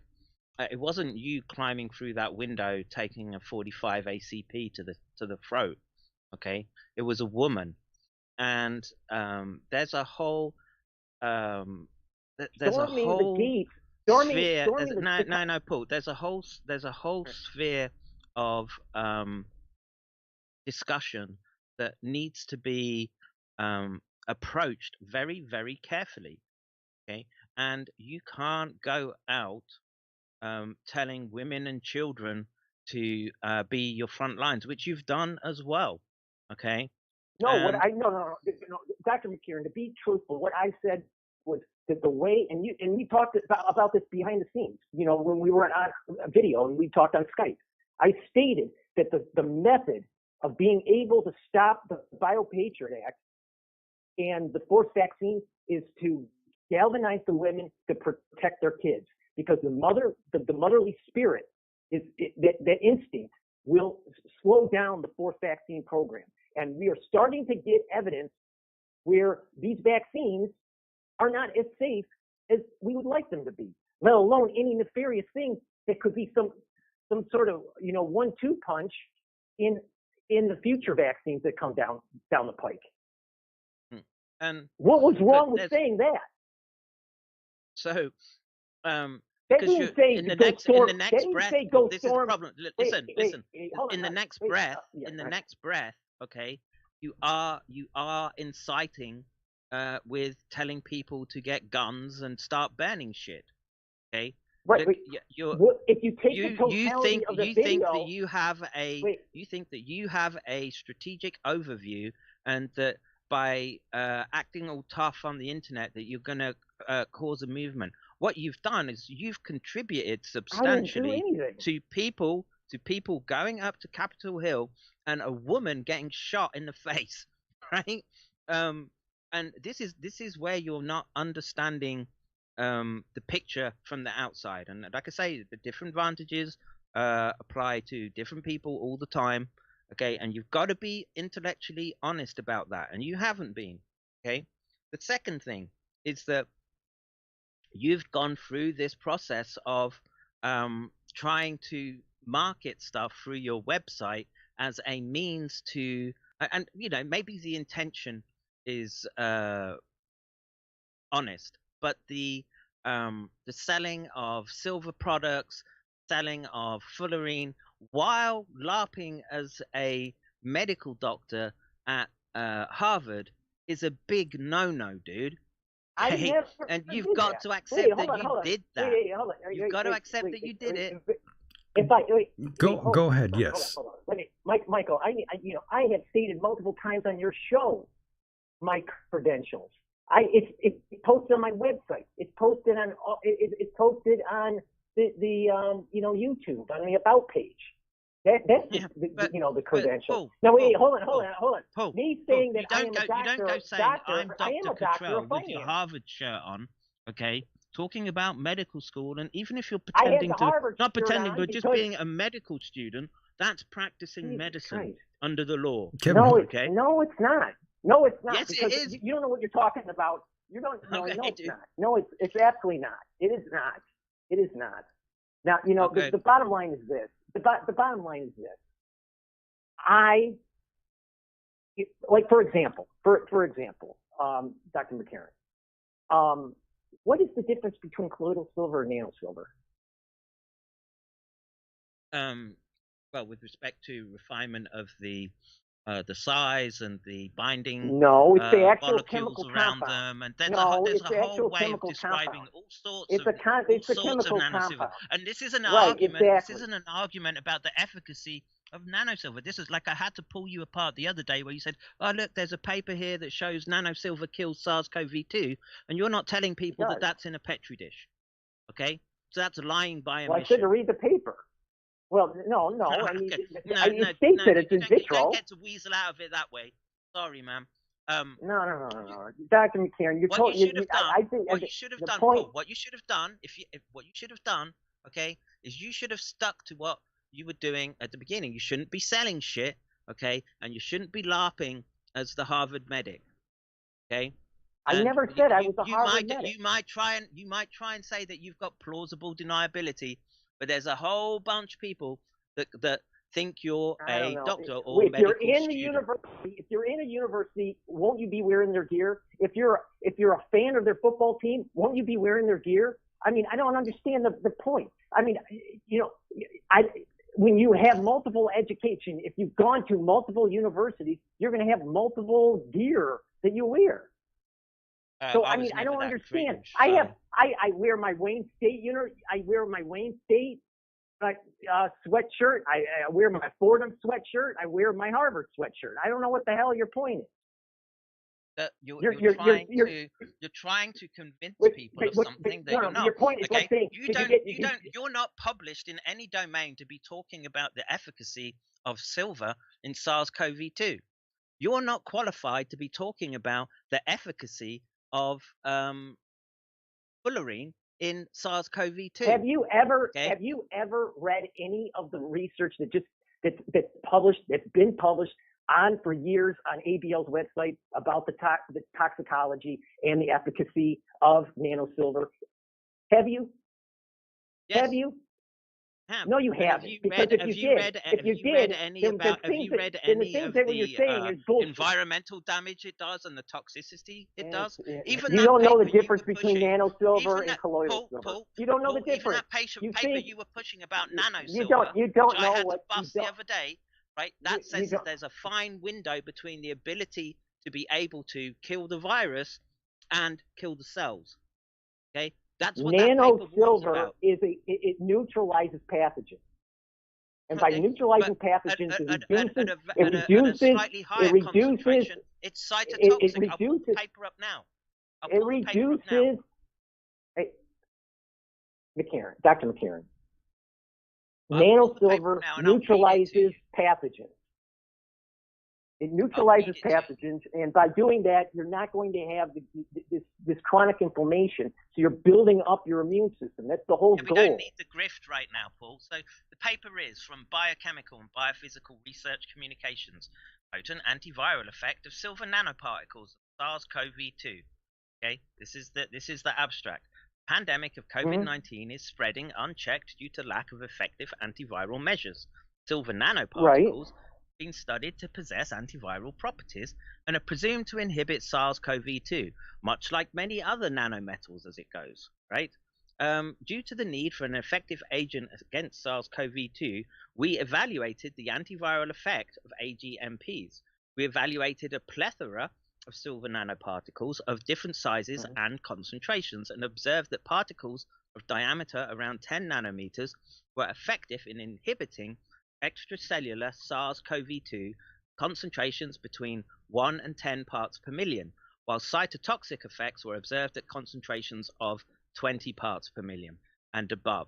Luciferase-based pseudovirus entry assay revealed that silver nanoparticles potently inhibited viral entry step via disrupting viral integrity, which basically means it's just busting down the structure of the virus. These results indicate that silver nanoparticles are highly potent microbiocides against SARS-CoV-2, but should Dr. McCairn, Dr. McCairn, just stop. Dr. McCairn, just stop. Just stop. Hold on, one at a time here, gentlemen. Hold on. Dr. McCairn, just stop in period. You don't get to interrupt the science. These results indicate that silver nanoparticles are highly potent microbiocides against SARS-CoV-2. Kevin, hold on 1 second. Yes, go ahead, Paul. Go ahead, Paul. All right. I want him to, I want him to, read the whole. I am reading the whole thing, right? You kind of cut out there, Paul.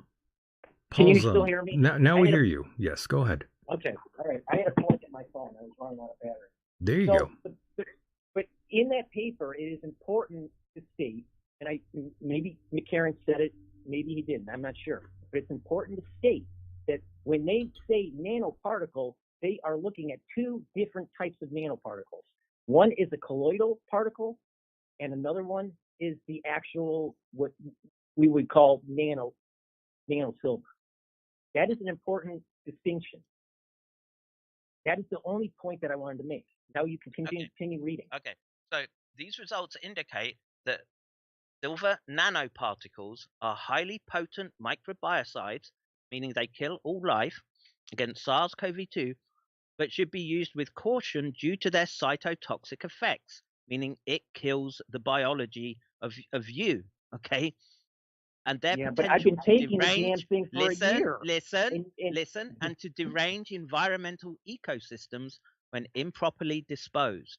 I'll read you the conclusion of the paper, okay? I read the conclusion. I already know it. But go ahead.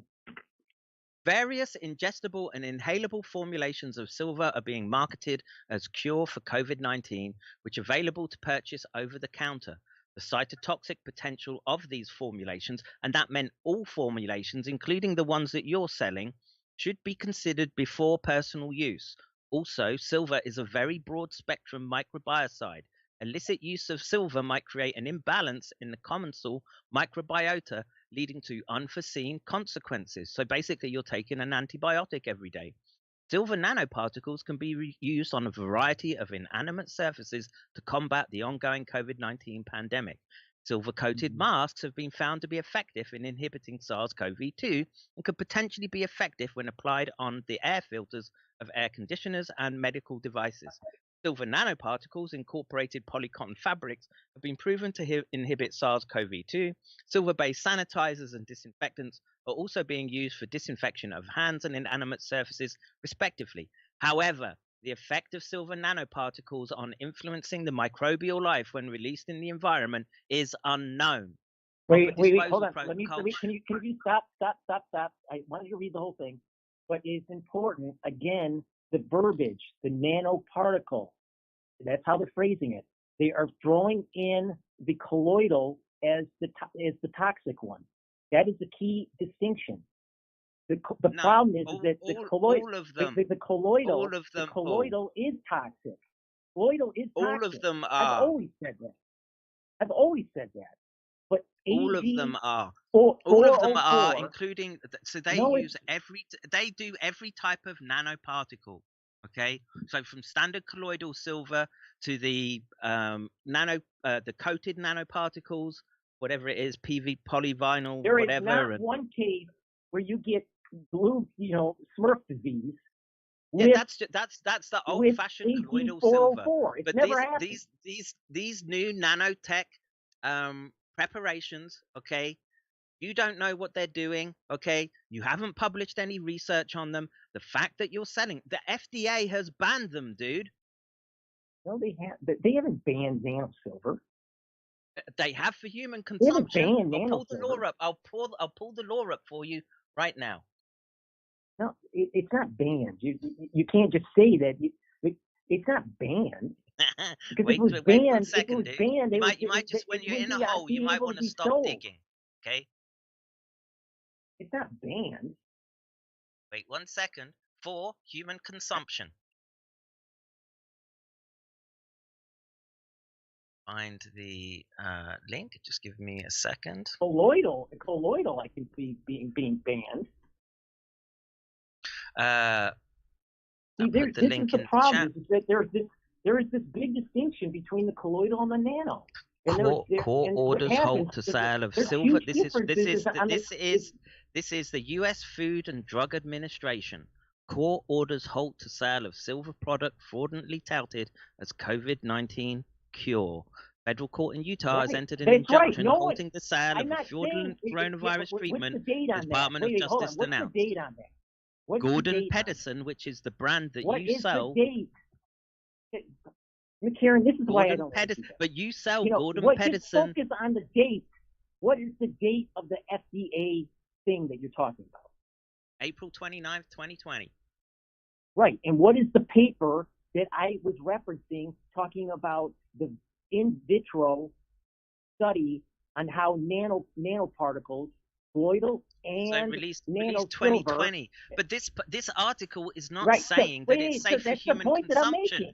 And so you're not in a position to be able to selling people, especially when you're LARPing as an MD from Harvard. That's the issue, dude. Okay? No, it's not. No, it's not. Yes, it is. Yes, it is. Michael, so we can actually have, his points, finely tuned and my points finely tuned, so the listeners can actually have their own, opinion on the situation. Because what Dr. McCairn is saying, there is some important points that are legitimate, that are important to make. So I want people to understand what he's saying, but I also want to have people to understand what I am saying, because some of the points that I am making are legitimate too. Right here, there's a middle ground. So, Michael, can you please moderate this a bit? Kevin, behave. So, I'm trying. Because what McCairn is saying is important. I'm not trying to discredit him. But the thing is that he's reading things through, and it needs to be stopped and then discussed and further. So I'm going to start. Okay. Understood. Go ahead. Please moderate. All right, because this is very important. All right. Kevin, behave. FDA. What was happening with Pedersen was that the FDA, he was stating that nanosilver killed coronaviruses. All right. And that we know it kills everything, dude. That's what silver is used for. It's why it's an industrial. It's why it's an industrial viricide. Kevin, time out. Really? Be nice. I really want to have a discussion with you, not a shouting match. So, because it's important. Now, the FDA went after Pedersen because of what he was saying. And Pedersen was saying, and others, like Bigley, that nanosilver, liquid nanosilver, or whatever their product is called, their silver solution, was a cure. Some people were saying it was a cure for coronaviruses. That's what got them in trouble. All right. How nanosilver is marketed is to say that it kills pathogens. You can't say that it kills SARS-CoV-2. That FDA paper that you just brought up is post-dated, all right, or not post-dated, dated earlier, I should say, dated earlier than the actual study that I brought up the other day and that you brought up, that you're reading. That's an important point. The FDA is making statements that saying that certain things aren't trying to, certain things don't, the FDA is saying that certain things don't disrupt SARS-CoV-2 that you can naturally purchase because they were pushing a certain agenda, that vaccine agenda. That's the perspective that I have. But this paper that came out showed, no, there is data that's showing that a certain amount of liquid, a certain amount of liquid silver, all right, the AG04, AG404, does disrupt the SARS-CoV-2 particle. All right. So with that, I just stated, I stated the dates and the importance of that, and the importance of how Pedersen was marketing it, which he marketed to the masses wrongfully, and that's how the FDA got him. All right. I have never said that nanosilver kills SARS-CoV-2. I have said that nanosilver kills pathogens. And I also say that what I am doing and how I am prophylactically trying to go through this crisis with living in New York City, because it's dangerous, and you have to take things to try to bring down, lower your chances of getting this disease. So because of that, I have been prophylactically taking it, and I'm willing to bet that nanosilver, the AG404 version, not colloidal, because that's dangerous, that is less toxic than probably taking hydroxychloroquine prophylactically. With that stated, I'd like to continue the conversation, Dr. McCairn. Okay, so on that point, okay, it's non-selective biocide. Okay, so it doesn't matter. It doesn't care what it's killing. It's killing viruses. It's killing bacteria. And you should know, Paul, because you keep trying to get in on the alternative health grift, is that your biome is highly sensitive. Okay? That's why loading it up with silver and other non-selective, okay, biocides is not a long-term strategy for defeating something like SARS-CoV-2. I think, Dr. McCairn, with all due respect, and I appreciate the conversation, I think that it is prudent to prophylactically take liquid nanosilver AG404 in small quantities, prophylactically, including a probiotic. And I have mentioned that multiple times, because you need to repopulate your gut.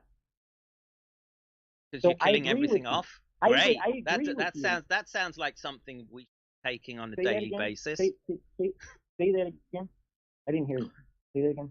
Because you have to repopulate because you're killing everything in your gut. I said that sounds like something we should be taking on a daily basis. That's not true. That's not true. And you're not killing everything. That's ridiculous. My goodness. Is it a biocide? Yes or no? Killing everything. Is it a biocide? Because if you were killing everything, you'd be dying. People have been doing this for years, taking liquid nanosilver daily for years. So they're getting slow. They're getting slow poisoning and killing their biome with exposure to nanosilver.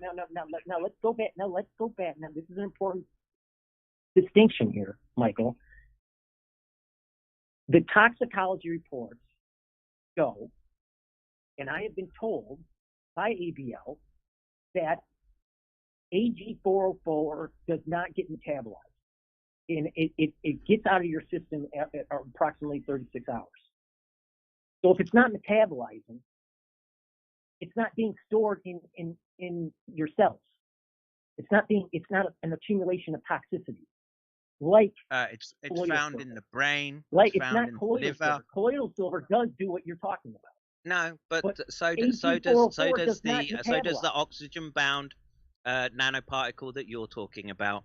Okay, the studies are out there, and like I say, you're not doing due diligence. And the thing is, Paul, you're not qualified. You haven't done the research. And like I say, you want to gain back some credibility. Stop pushing it. Okay, until you can demonstrate it. Okay, because what that paper is that I'm you're telling pushing, that you, you there's think that, no, synergistic listen to effects. me, I've listen to me. seen it. What that paper says that you're pushing, right, says that it is a biocide that could be highly disruptive to the environment at a concentration that's would be used for control, okay, on surfaces. Okay, there's a very, very small window.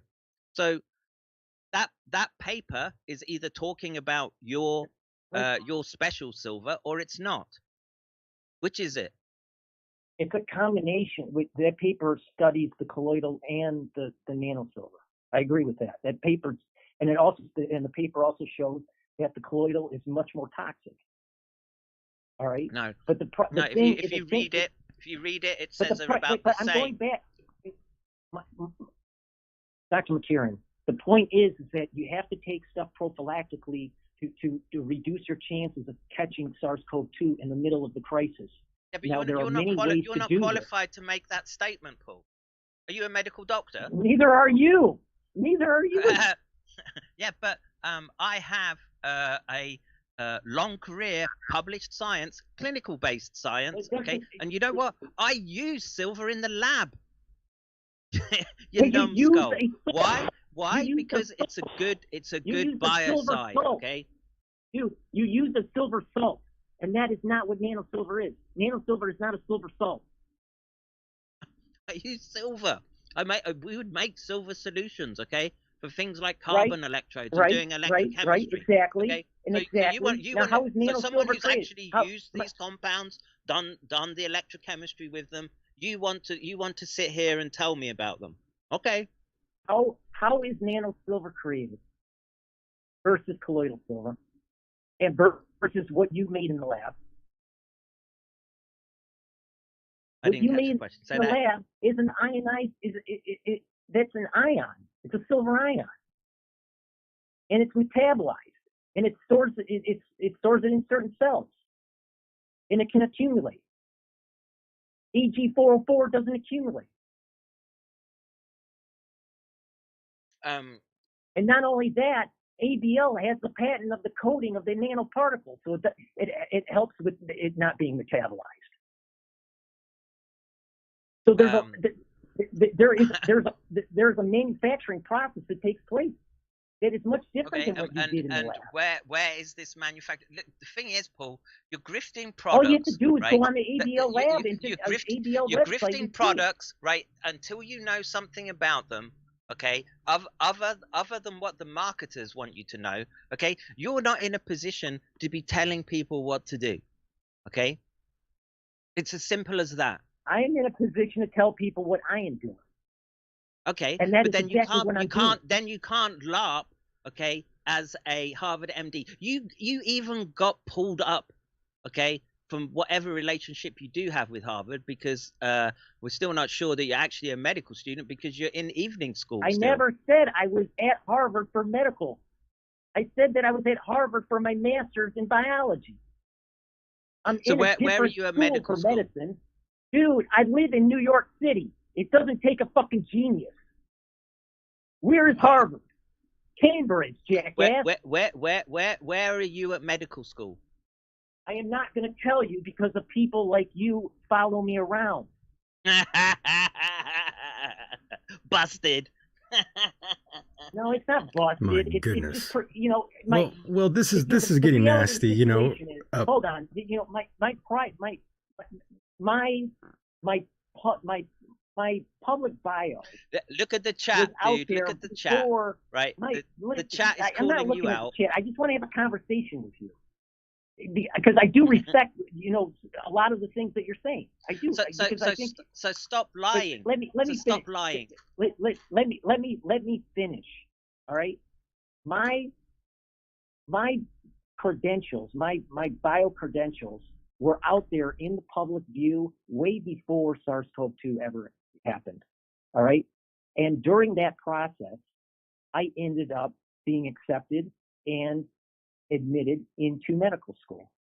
I never published anywhere in any form where I went to medical school.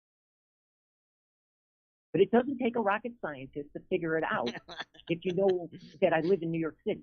Right. And All right. by the way, Paul, here's the point. It's just I have people stating things that I've never stated. And I've been on your show multiple times, Michael, and I've stated what my credentials were. Yes. I said that I was at Harvard University working on finishing up my master's thesis on the TAP protein, the HIV-1 TAP protein. And that I was almost kicked out of Harvard, right? Because of these trolls stating things that I never stated. And I had to prove that, that I didn't state the things that they were stating. I did prove it. It went through committee, and I was allowed to finish my master's thesis. That is the story.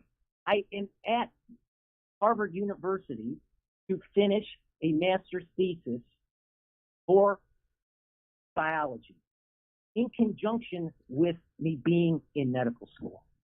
My medical school, I have never said was HMS. It was the trolls that always kept on assuming that, just because I was wearing a Harvard shirt, even though I went to Harvard University. Oh, my.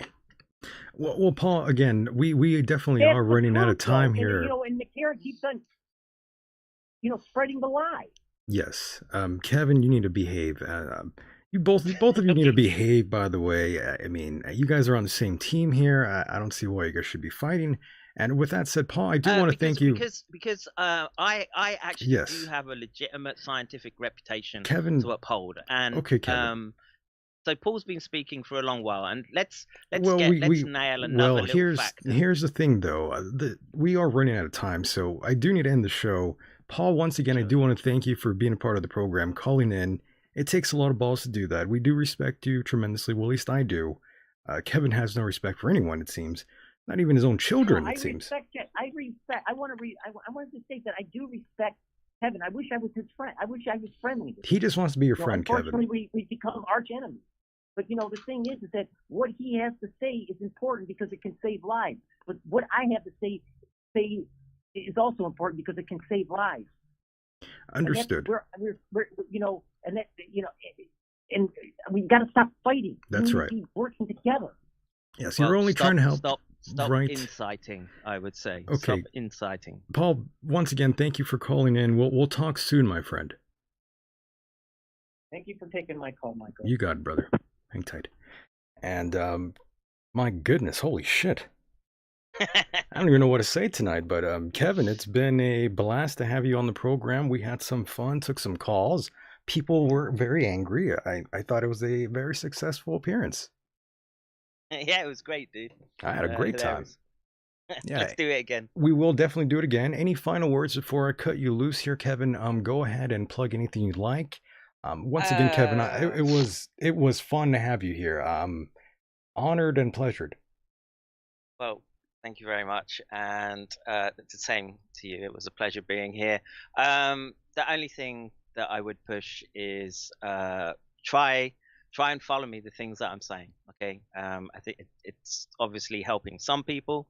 If what you've heard today you think helps you in some fashion, I'm easy to find. You can join our Discord. I don't charge $1,500 an hour like Andrew Kaufman. Yeah, we forgot about the kendo match, but oh yeah.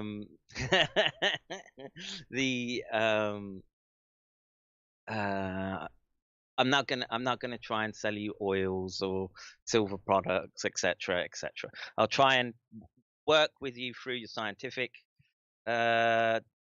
understanding of something if I can.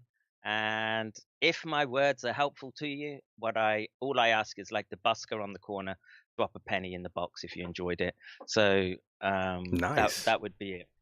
Very nice. Once again, Kevin, we have to do this again in the very, very near future. It was a blast to have you here, and we'll take calls again. Yeah, thanks. Hell yes, brother. Anytime, dude. Oh my, what a fun show. I'll just I'm gonna stop the stream my end. And, yes, go ahead. Wait 1 second. All right. Goodbye to your listeners out there on your side. Yeah, thanks guys for tuning in. Yeah, you know the drill. Share and drop a penny in the poll box. Help Love Dr. that. Kev stay afloat. Nice. Once again, Kevin, I will talk to you on the other side, my friend. Okay, bye-bye. Mahalo.